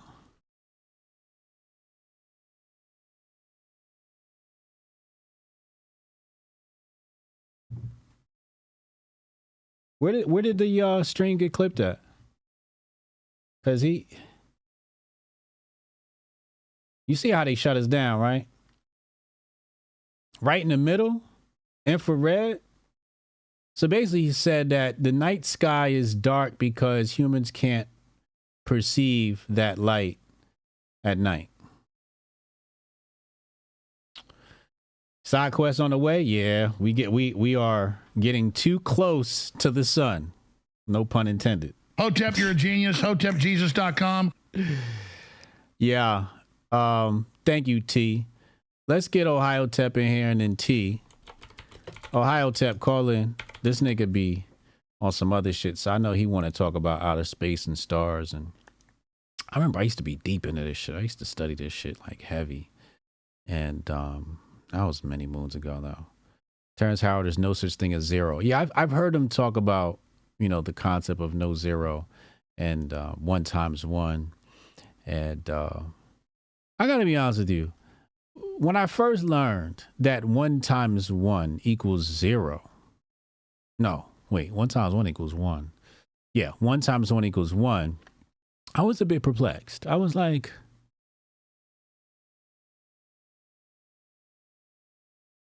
it just doesn't make sense, right? Because if you have one thing, right? Let's say you have one thing, and you have 2 things, right? Then it says 2 times 1 is 2, right? But 1 times 1 is 1. Where'd the other 1 come from? I used to always think about that as a kid, and I was just like, I couldn't get it. I just was like, okay, fine, let's just run with it. And then the times 0 thing. You know, you got a bunch of things and you multiply 0, now it's 0. I'm like, well, what happened to those other things? Did it go into like a black hole or some shit? Oh, hi, Hotep. What's up, bro? What up? What up? What's good with him, yo? What you got for us today? You know exactly what I wanted to talk about. I know how you work. I know all my Hoteps. Mm-hmm. Is he full of shit or is he on to something? Let's start there. I think he's on to something. I think he might in some aspects be a little full of shit, but no more than the rest of us, you know. Okay. Because there's a lot of presuppositions that go into, you know, the shit that we learn. We take a lot of it for granted. We don't test a lot of things ourselves. So, you know, there's some things, you know, you can give him some grace on. But I love the fact that he's doing his own thing, right? He is challenging like the status quo. The scientific community as a whole, pretty much. Right, yeah. And I mean, what he was saying about gravity is, I think you saw the thing I'd posted about that. There's a couple people who come out, like, you know, really digging into like what all the claims they make about gravity, right? It's one thing to say, you know, what goes up must come down, and we're gonna call that gravity, right? Mm-hmm. It's another thing to say that all of this stuff that's happening in space is due to that, right? That's what I think he was getting at when he was talking about we're about to destroy our God, gravity, because a lot of people, whether it's in the flat earth community or whatever you have, whatever theory they go with, always do look at that and they say like, well, is this something we can say is definitely true? Like, we know what goes up must come down on Earth, but that doesn't mean that all these other things that they're saying happen in space are what are actually gravity, right? It could be, you know, the electromagnetic force, which is a stronger force. That's what a lot of them will argue. Yeah. So I definitely love what I was seeing. Like, I saw the interview on YouTube like over the weekend. I'm seeing Terrence Howard, same thing that Rudy was saying. Mm-hmm. I don't give a fuck about these actors, these Hollywood people. I didn't think about twice about it. Like, then you played a video today, I'm like, shit. Now I'm gonna have to go look at this interview. Yeah. Well, I've seen some of his spaced out talks in the past, and I may have shared it on the show a couple of times, but after watching a few clips today, I'm like, yeah, I'm just gonna sit down. I gotta watch this one. I just gotta sit down and watch it, because what the fuck is he talking about? It's kind of wild.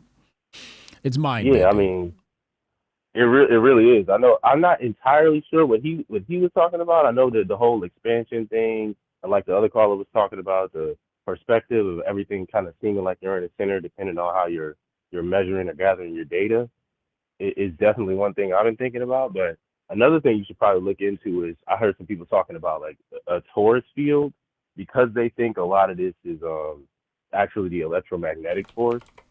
I heard some people positing some theories that maybe what we're really in is like a torus field. So that might explain some of the things they were talking about, with wondering like, is it a void or not? You know, you never know. Mm-hmm. So that's all I have for today, man. I appreciate you. Thanks, man. Hotep and Bill. Hotep and Bill. Why is everyone talking about torus fields? There's a common misconception that newly awakened individuals have, in which they believe that in order to raise their consciousness, they must send all their energy upward.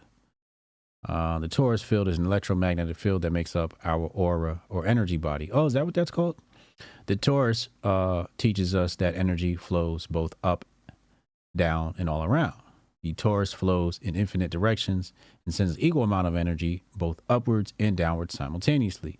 The center of our torus fields is the heart. The heart generates the largest electromagnetic field around the body. Therefore, the heart is the focal point for all that is. The heart center has its own torus energy field flowing around it, in addition to larger torus field flowing around your whole body. This should be no surprise to anyone who has studied the chakra system. We are taught that our bottom 3 chakras govern much of our physical body and earthly experiences, while the top 3 chakras connect us to God, our higher self, or our spiritual aspects.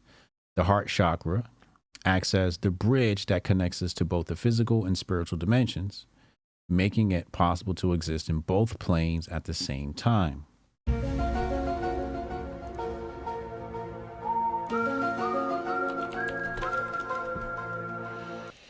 When your torus field is healthy and spinning in all directions without obstruction, it generates an infinite amount of energy, vitality, and life force. The self-healing energy creates inner balance and well-being while raising our vibration.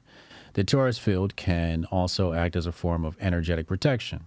It operates as a force field of spiraling energy that can shield and dispel any negative or unwanted energies. Think of it like a salad spinner. Oh, excuse me. Call from T, what's up? What's going on, Hotep? How you doing? Life is good. What you got for us today? Man, I wanted to speak on a few things. First day, Terrence Howard. I'm sure everybody's heard him going off on mathematical theory for about the past 3 or 4 years. Yeah. We probably all looked at him side-eye because we're like, isn't that the same guy that was in Iron Man and Hustle and Flow and all those different things like that? Right. So no one's really addressing, maybe this guy's a lot smarter than the image that he's portraying on TV, to the point to say, what if he is correct in the things that he's talking about? You know, what if that inspiration of genius has hit him at a point in his life where he's saying, movies aren't that important to me. Let me get this information out. Because a lot of people are, you know, they're looking at it, observing it, but they're judging it based off of what he was doing before. As a movie star, Hollywood, and all those things that come with it, people are kind of pushing him to the side and saying, hey, maybe he's not intelligent. Maybe he's just, you know, hocus pocus, and this is another role for him, another act, another grift. Right. So I go to the point and I always say, hey, everything that we learned in school, we already know is bullshit. From the first point where they said Christopher Columbus discovered this and that and the third, or like I always play this mind game with people and I ask them, and I want to do this with everybody who's listening right now. When people say Stone Age, what's the first thing that you think of? The Flintstones. Okay. But when you say pyramids, what's the first thing that you think of? The Enlightened Age. Now, are the pyramids made of stone or are they not? They are. In that time period of the pyramids being made, does it kind of go back to when we think of the Flintstones? Yeah. So is the Stone Age the age of pyramids and great wonders of the world, or is it the Flintstones? Oh, shit. Damn. Okay. I see where you're going here. Now, we start right there thinking, okay, why are they always trying to convince us that the caveman was around and nothing else was around? When right now we have people living in the rainforest, no shoes, no shirt, no pants, no nothing, but they can live off of nature, off the grid, don't need TV for nothing, for shit. Meanwhile, they look up in the sky and there's a plane flying overhead. Are they not in the Stone Age? Yeah. So can two things actually happen at the same time? Can there be pyramids being built in great civilizations with advanced technology while people are living in caves? Yeah. So all the shit that we've been taught in school doesn't add up. It seems that there's a point to separate things and to categorize things to say, hey, we're just getting to a point right now. We're just discovering these things. When we look back, no, that couldn't have been possible. That couldn't have been here. There was no people. There was the Neanderthal, the Denizen, whatever the fuck they call that shit. There's all these different species of animals and stuff like that. But, you know, as far as man, you know, it starts with the Bible. from the Torah. You know, then we have the Quran and those things. And that's as far as it goes when we think of intelligence. But meanwhile, we have people digging in Egypt in the ground, trying to decipher all the codes on the wall. And every time we come back and they say there's this new discovery, are they really discovering stuff or are they replicating? Because I'm for sure everybody's seen that picture of the light bulb on the pyramid wall, where it's looking like a tube with a fluorescent filament inside of it. I'm sure they also seen the batteries and the plane in Mesopotamia. Now, are these things that people just happen to come happenstance and just say, hey, you know, we're just drawing shit. We're just drawing shit out of nowhere. And now we're using those same designs to make light bulbs and airplanes. Or were those things that were already here and we may have lost that information? According to Tesla, he didn't discover shit. He was building off of, like you said, previous civilizations. Right. Yeah. And according to the Greeks, they didn't discover shit either. They said they got everything from the Egyptians. Right. And according to modern day maps, Egypt is a new name given to that area by the Greeks, which we all know before that was called Kemet. Yeah. But when we think of Kemet, do we just think of Egypt or do we think of the planet? Ooh. We think of Egypt. Because there's pyramids right down the street in Mexico. Yeah. There's pyramids in Asia. There's pyramids in India. There's pyramids in Africa. There's pyramids in Europe. With all the same similar mathematical, commonalities. Yeah. Right. So we all know about tectonic plate movement. Now, when we think about it, they say, hey, that was the time of the dinosaurs. But could it have been there was a time where everything was connected? Because it would make sense. You can't say that people, when they say the Native Americans, quote unquote, they came here, they were the first people here. Did they build the pyramids? Because they never give them credit for that. Right. And the so-called natives say, hey, we discovered, we happenstance came here and it was already here.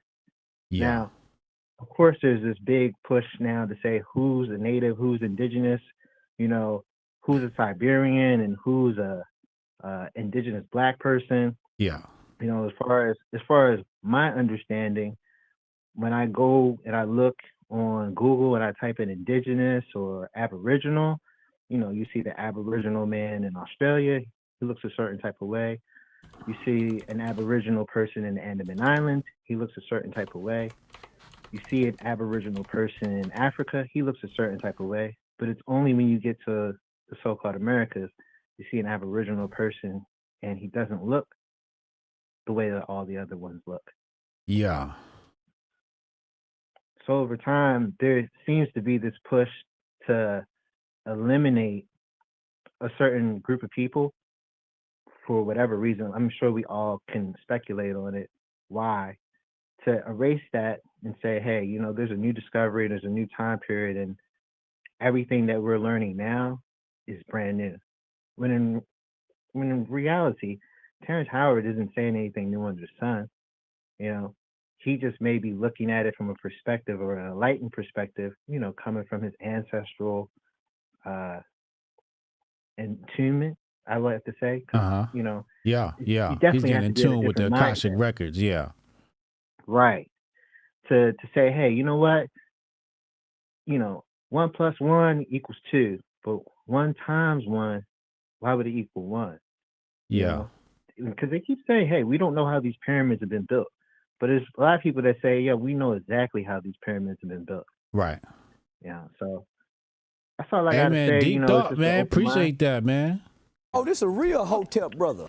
Good stuff. It's an open mind, man. And I love everything you're doing. I support it. You know what I'm saying? And I love everybody coming through with their mindset, open thought, you know what I'm saying, keeping it real. You know what I mean? I want to wish everybody have a good day and great health. I appreciate you, man. Hotep and Bill. Hotep and Bill. Damn. Oh, this a real Hotep brother. Yeah. He was going in. Jabari, thank you for the $10. I read this. Everything is relative to perspective. A spider web to a fly is chaos. But to the spider, it's a geometric equation for catching food. Perspective is everything. Absolutely. Absolutely. If we hit our goal, I'll go back to this article right here and read it. This astronomers. I gave you guys like 5 minutes. Otherwise, that means you don't want to hear from me anymore. But that brother was cooking. You mentioned the Stone Age. And I was like, I got to thinking, I'm like, all right, well, when is the Stone Age? And it says 3.4 million years and ended between 4000 BC and 2000 BC. And I'm like, wait, wasn't Egypt in that time period? So I had to go do my double checks. It says ancient Egypt, aka Kemet, was 3150 BC. And that's the early dynastic period. All right. But that's also the Stone Age.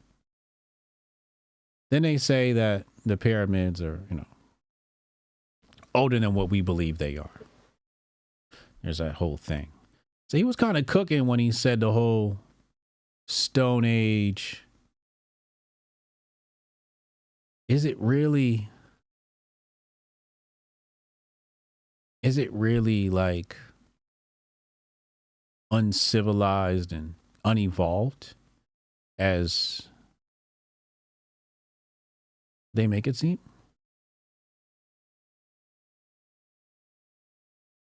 Bronze Age, Iron Age, Paleolithic, Mesolithic, Neolithic. Yeah, I remember reading all of this.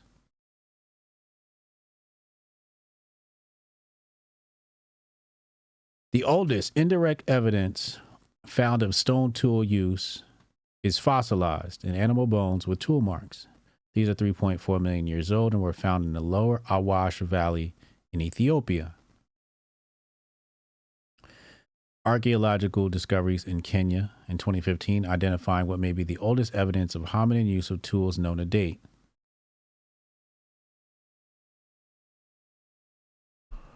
So Kenya may hold the earliest tools known. The oldest tools were also excavated from the site of Lomekwi in Turkana, northwestern Kenya, Ethiopia. Interesting information. Kelson with the $15 super. Kelson said, Hotep Jesus, keep cooking. All right, let's keep cooking. Let's go right here. Let's go back to this article. All right. Astronomers say we may live at the center. Okay, so let's read this article. Let's see what the fuck they're talking about here. Our home galaxy, the Milky Way, is just one of billions in our universe. Okay, so there's billions of galaxies in our universe. Okay. So in the grand scheme of things, we're not so special. But zoom in to our local cosmic neighborhood, and that story begins to change. A growing list of observations suggests we live in the crosshairs of a giant cosmic void, the largest ever observed. What? How do you observe nothingness? Is the void of nothingness observed relative to things in and around it? Is that how they're judging this void, based upon the placements of other things? Because you can't observe nothingness in itself, so you have to observe the interactions of other things to that nothingness. Okay, let's continue. Astronomers first suggested such a void in 2013, and evidence for its existence has been stacking up ever since. But the kicker is that this giant void shouldn't exist in the first place. If it does exist, that means something is probably amiss with our understanding of the cosmos. Now, this is news to me because I thought we came to the conclusion, or science came to the conclusion, that we lived in a void, right? I guess that's not true, right? He says here, we may live in a void that shouldn't exist. And then it has this thing, which, you see this? What does this remind you of, chat? What does this look like? Doesn't it look like that Taurus situation we were just talking about? The torus field? Isn't that similar? This torus field? Doesn't that look...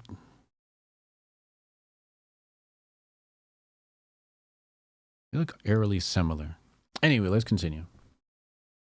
According to a fundamental theory of cosmology named the cosmological principle, matter in the universe should be uniformly distributed on very large scales. Why would it be uniformly distributed? Is uniform, I guess, the opposite of randomness or order? Because you could have something that's, like, for example, if you didn't understand the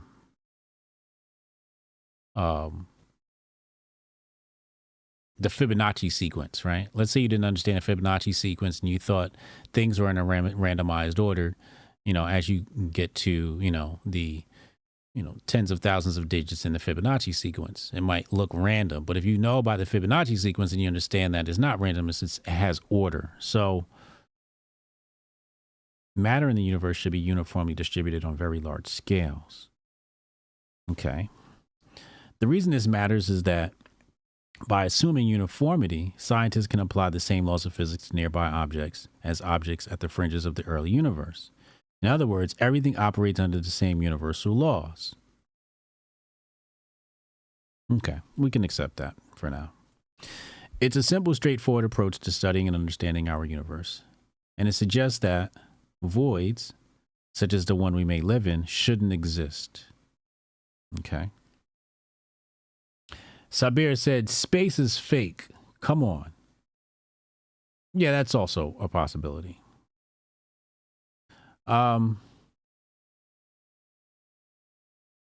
multiple observations over the past decade suggest that matter in the universe may clump into regions of high and low densities, meaning it may not be so uniform after all. Okay, now this is starting to make sense. And this here is the dark energy spectroscopic instrument made the largest 3D map of our universe today. This sliver of the cosmos shows its high and low density regions. It looks like the lungs. Looks like capillaries in the human body. Is the universe alive? It says, but now it's pretty clear that we are in a significant underdensity. Indranil Banik, a postdoctoral research fellow at the University of St. Andrews, told Business Insider, there's a few people that are still opposed to it to a limited extent. For example, some people have correctly argued that such a void shouldn't exist in the standard model, which is true. That unfortunately doesn't prove it's not there.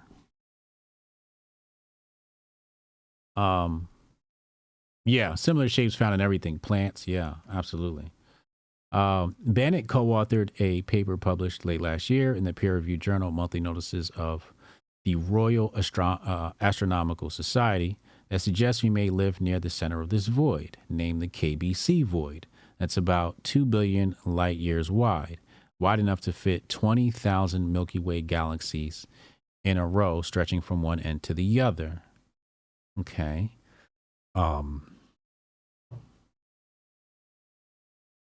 KBC void. So they have names of nothingness. This is interesting. The KBC void defies the laws of cosmology. So what does it say here? The KBC void isn't totally empty. It can't be because we live in it. But if Bannock and his colleagues' calculations are correct, the void would be about 20% emptier than space outside its border.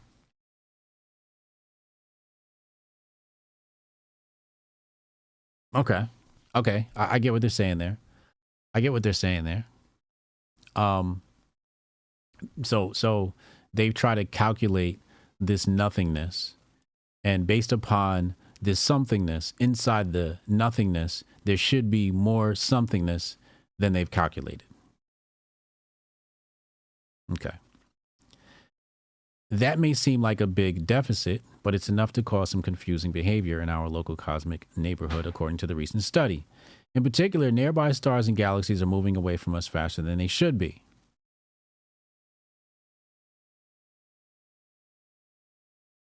He said measuring nothingness is wild. Yeah, this is some like super mathematical genius type level shit, you know? I'm sure none of these guys have wives. In particular, nearby stars and galaxies are moving away from us fast, and they should be. Cosmologists have a value named the Hubble constant, which they use to help describe how fast the universe expansion is accelerating. Okay, the Hubble constant should be the same value wherever you look, wherever it's close by or very far away. The problem is that the galaxies and stars in our local neighborhood appear to be moving away from us faster than the Hubble constant predicts, essentially defying our law of cosmology that describes how the universe grows and evolves. Now, the first problem I have here is, and this is where I become Terrence Howard of the science community, where I don't know any science, I don't know any math, I just got fucking a little bit of common sense, and I go, why the fuck would you think the universe would be constant? Like, who? That doesn't make sense to me. Like, why would the universe be constant? Especially if it's a living, breathing human thing, right? Like, humans are so predictably unpredictable. Why would space be a constant if everything appears to be ever changing, right? So if the universe is growing, right? If the universe is growing, that in itself should tell you that nothing is constant. Hotep, you're a genius. HotepJesus.com. If the universe is growing, that should tell you that nothing is constant. I think they call this deductive reasoning, right? So why would they even come up with the Hubble constant, right? Like, it's somebody, and this is the problem with the science field, is they try to make everything that's infinite finite so they can try and understand it, instead of trying to understand infiniteness or the expansiveness of infiniteness, the what seems to be random, the randomness of infiniteness. So I don't even know why they would, like, if I was in science, in this science community, and said, oh, we're going to come up with the Hubble constant, I'd smack somebody like, what the fuck are you talking about? Why would you think the universe would be? So it's growing, right? So the universe is growing, which means that the math could change. So it would have to be like the Hubble variable or the Hubble, whatever the fuck word I'm looking for. Anyway, says here, about 2.5 million light years away, the Andromeda galaxy is the closest large galaxy to the Milky Way. Okay, so I think that's the Andromeda galaxy. And that appears to be the sun, or a sun, in the center of it. Okay, or the largest star in that system. Anyway, astronomers can agree on what's causing this discrepancy in the Hubble constant, and the contention has become known as the Hubble tension. Okay, this is what Jonah was talking about. Bannock and his colleagues suggest the void could be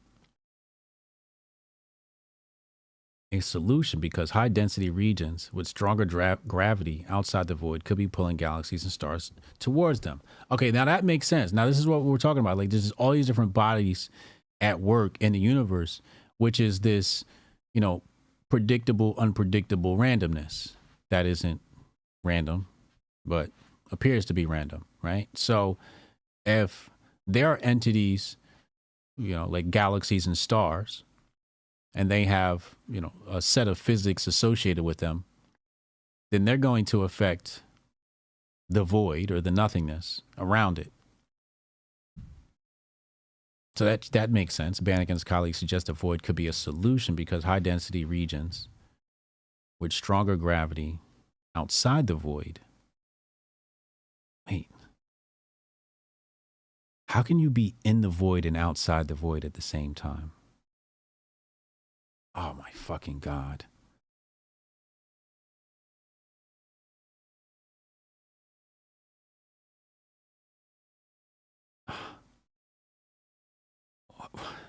What? This is why. If the void does exist, as evidence suggests, that may mean we need to revise some of the physical laws we use. After all, no. What? The hypothesis that a local void could explain the Hubble tension by... Hold on a second.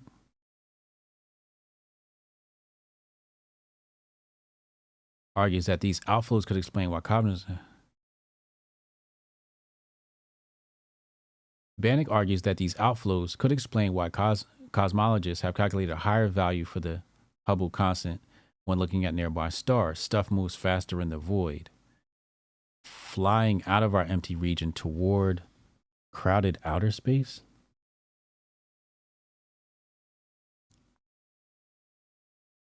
Big Bang Theory might be the worst religion on the planet, says Jabari. He said it sounds like a plot to a sci-fi movie. Witsit? Okay, we could do that. All these lies in order to hide more land and fleece more taxes out of people through NASA and other unneeded agencies. Yeah, like even this. He said time for Hoteps to become flat earthers. All right, so suggest a void could be a high density. Okay, so this is where I left off. Bannock and his colleagues suggest a void could be a solution because high density regions with stronger gravity outside the void could be pulling galaxies and stars towards them. I'm trying to visualize being inside the void and outside the void at the same time. If you're inside the void, technically you're outside the void. Hotep, you're a genius. HotepJesus.com. And if you're outside the void, technically you're inside the void. This is some deep shit now. This is some deep fucking shit. Okay. Bannock argues that these outflows could explain why cosmologists have calculated a higher value for the Hubble constant when looking at nearby objects. Okay. Stuff moves faster in the void, flying out of our empty region toward crowded outer space. So I think in this instance, when they say the void, they're talking about the KBC void. So they have, this is our void versus other voids, right? So the KBC void is our void, right? So within our void, things move faster and they're flying out of our KBC void toward crowded outer space, which means the void might not be a void. Hotep, you're a genius. HotepJesus.com. If the void does exist, as evidence suggests, that may mean we need to revise some of the physical laws we use to describe the cosmos. After all, Bannock's theory would explain why the Hubble constant is higher in our local cosmic region. Well, I would expect our void to be different from somebody else's void based upon the bodies that exist inside and outside the void simultaneously. The hypothesis that a local void could explain the Hubble tension by inducing significant outflows seems sound in principle, especially given the supporting observational data cited in the study. Brian Keating, a cosmologist and physics professor at the University of California, San Diego, who studies the Hubble constant, told BI in an email. So the hypothesis that a local void could explain is inducing. What if the void's not pushing things out? What if it's something else? And the void, again, I view the void as water. I view nothingness as water. And I said this when I was on Joe Rogan. I said we live in a water-like substance, right? This concept that we call air is actually a water-like substance. And I'm saying that because I don't know what else to compare it to. And I think the void may be another water-like substance. It's just so...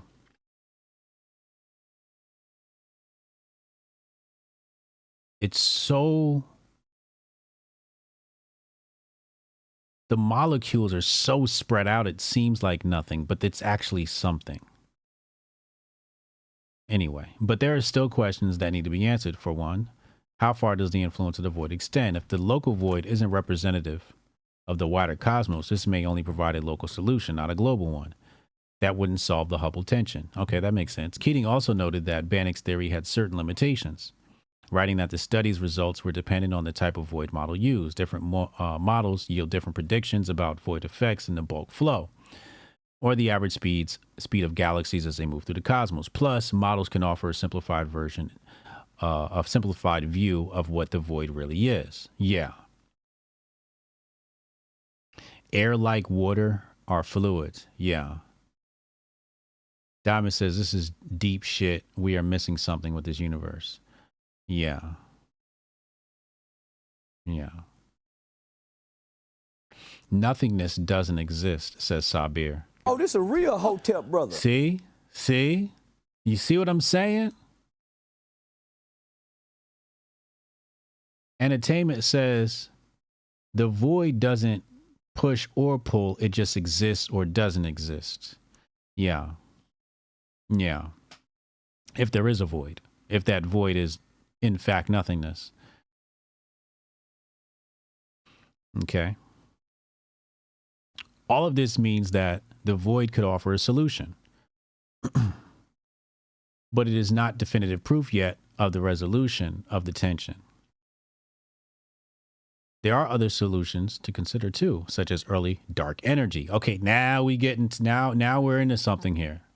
Dark matter, dark energy, right? This theory proposes a new form of energy that affects the universe's expansion rate in its early stages, ultimately leading to the Hubble tension we observe today, as Keating said. And here we have this thing says Methuselah, the oldest star ever observed.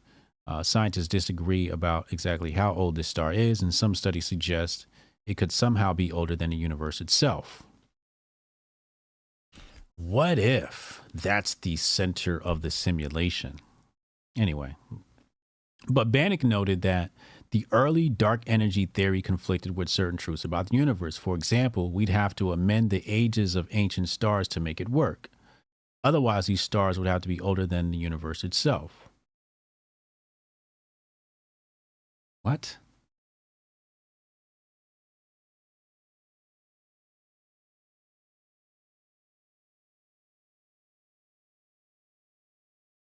Don't stars make up the universe?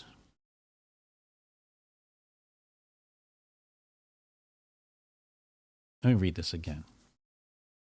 For example, we'd have to amend the ages of ancient stars. What is the ages of ancient stars? What does this even mean?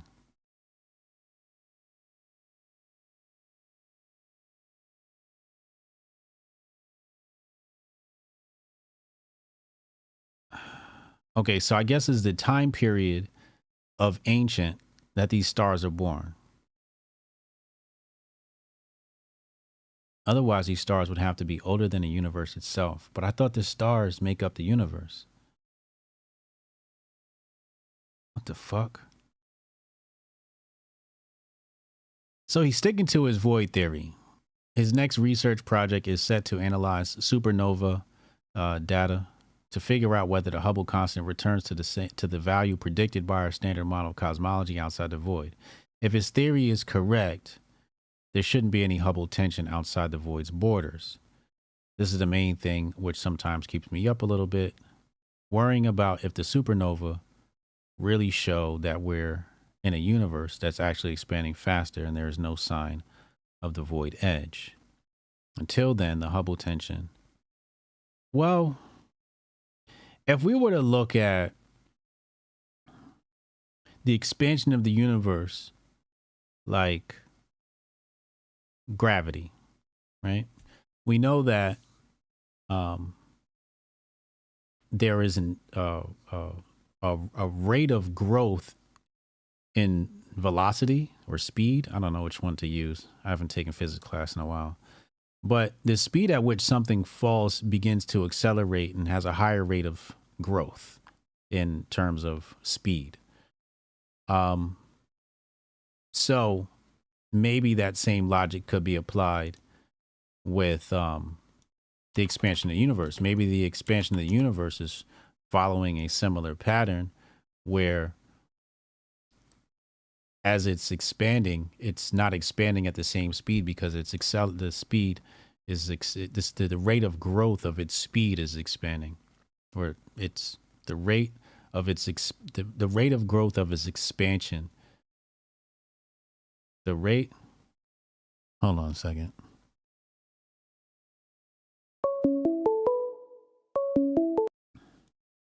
I think y'all know what I'm saying. Call from Strong Dad.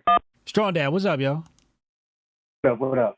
So the void, if you know, like the experiments when you take a magnet and you float it between two magnets. Yeah.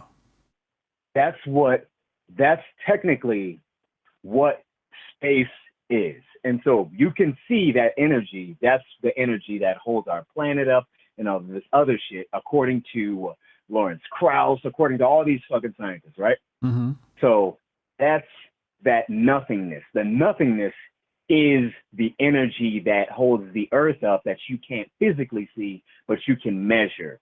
And so that's what the void is. It's like a gap where the metrics of that change, but it's still the same thing. They've been talking about this for a long ass time. Lawrence Krauss wrote about this in his book, you know what I'm saying, a long ass time ago. So that's what the void technically is it's just another version of what's holding up the earth. So nothingness is technically somethingness. Nothingness is according to science, nothingness is 100% somethingness. We just cannot physically see it. You know, it's something that exists, you know, like the infrared. Yeah. Yeah. Okay, that makes sense. The thing about the expanding of the universe, and this is why I fucking hate science, because you know all of this shit is based off of we don't even know what started it all. So we're just all of this science is literally fucking made up. So let's just do that. But what they think that the universe itself is, what some think, is that it is a Mobius strip. And you could probably look up what a Mobius strip is, but according to some theories, the expansion of the universe does not quantify the organism of the universe growing, right? It is the shape of the universe gives it the ability to expand while not expanding. Another science that they create to make something work, but like a rubber band. Facts. And so, according to them, science or the universe, our universe is this. According to some of them, especially those who believe in this void concept, that the universe itself has a shape, and that's why they're finding these things. But also, that's why the universe is expanding. But think about this, though. All right, if the universe is anything that is enclosed and not on a Mobius pattern, because the Mobius strip pattern is so that they can explain nothing being outside of the universe. If you don't make something that revolves in and grows on itself, then you have to say, okay, well, outside of the universe, there's what, right? There's what? We don't fucking know. So that's my issue with that. But imagine, because this is something that I always thought about, right? Imagine if our universe is an organism within an organism. It's, you know, perhaps like what's a good analogy? Just like a synapse, right? Like imagine like our universe is a synapse, right? I'm sure that we've all seen like this on like a sci-fi movie or something where it's like a web of universes, right? If that's possible, then all of them could be a Mobius, like in the Mobius pattern, and they could just be intertwining with each other. And then this is my fucking jam. I fucking love this shit. I could do this shit forever, but I'm just trying to I'm trying to throw something else to think about in there, because, you know, in all of this discussion, we're not talking about what the outside or the supposed outside of the universe is and how that could interact, creating the science within. And when you study these people, they go all the way to that point to not explain that. And So now you're just saying, okay, well, I have to assume your science is correct, no matter what science it is. Even ancient alien science, no matter what science it is, we have to assume that that there is a edge or a no edge. And then if that's the case, what the fuck is it? And also, from my personal belief, how is there not a creator in this context? You can't just say nothing was there and then something just showed the fuck up, no matter what science you use. Well, then now you get into now you get into who created the creator. And that's a whole other conversation. Who created the creator? Who created the creator? But I personally do think that the universe is like a type of organism, and the universe created what we see, and something created that organism. How do we know we're not? How do we know we're not inside of a blood platelet of some other organism that's like in another universe? What if we're not in a universe? What if we're an interverse? We're inside something else. I always thought, like, what if we're a thought?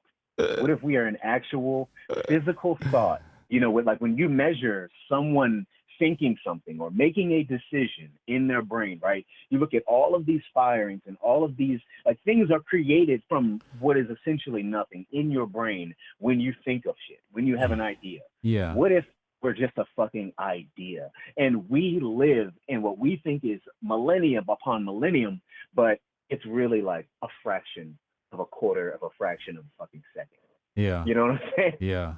Well, I love that shit. I appreciate you, man. I'm about to get out of here. Yeah, facts. Hotep and Bill. Hotep and Bill.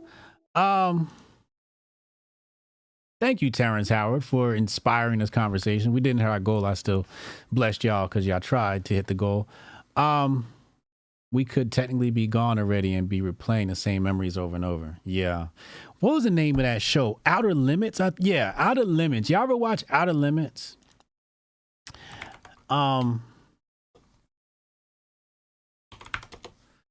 Hold on a second. My memory serves me correctly.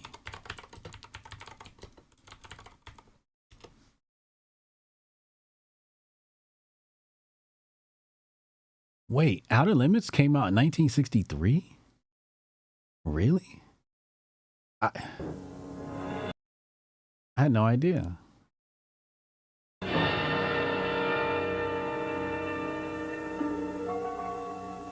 There is nothing wrong with your television set. Do not attempt to adjust the picture. We are controlling transmission. We will control the horizontal. We will control the vertical. We can change the focus to a soft blur or sharpen it to crystal clarity. For the next hour, sit quietly and we will control all that you see and hear. You are about to participate in a great adventure. You are about to experience the awe and mystery which reaches from the inner mind to the outer limits. Now, this was the original Black Mirror. I always tell people, if you like Black Mirror, you had to watch Outer Limits. But this is the original. I wanted to find the Outer Limits. Is this it? I think this is it. There is nothing wrong with your television. Do not attempt to adjust the picture. We are now controlling the transmission. We control the horizontal and the vertical.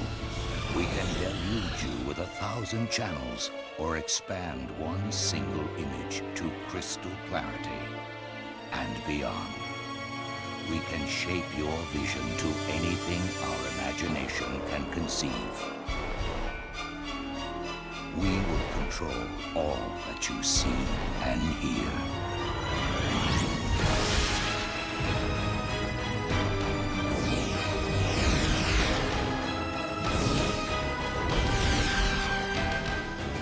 You are about to experience the awe and mystery which reaches from the deepest inner mind to the outer limits. I don't think that's it either. Maybe it was another show. Is this it? There is nothing wrong with your television. Do not attempt to adjust the picture. We are now controlling the transmission. We control the horizontal. I love how they kept the consistency of the speech. And the vertical. We can deluge you with 1,000 channels or expand one single image to crystal clarity and beyond. We can shape your vision to anything our imagination can conceive. For the next hour, I think what I'm looking at is like worlds within worlds. we will control all that you see and hear.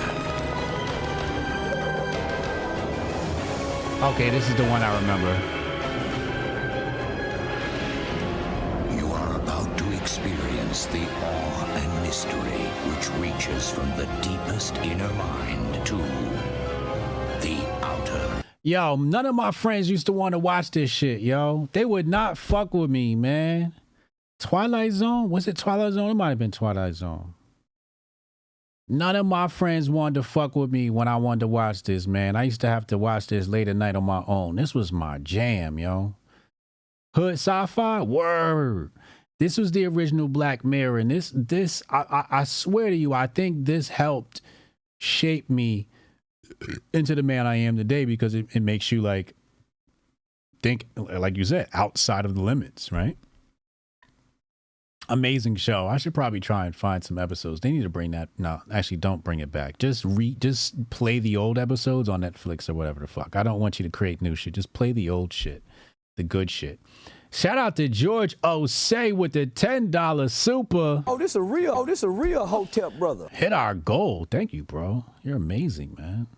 Fucking love it. All right, I'm out of here, man. I'll be back tonight with Uncle Hotep at 8 p.m. for another episode of Hotep's Been Told You. Hotep's Been Told You 2.0. It's only like $5 for the month.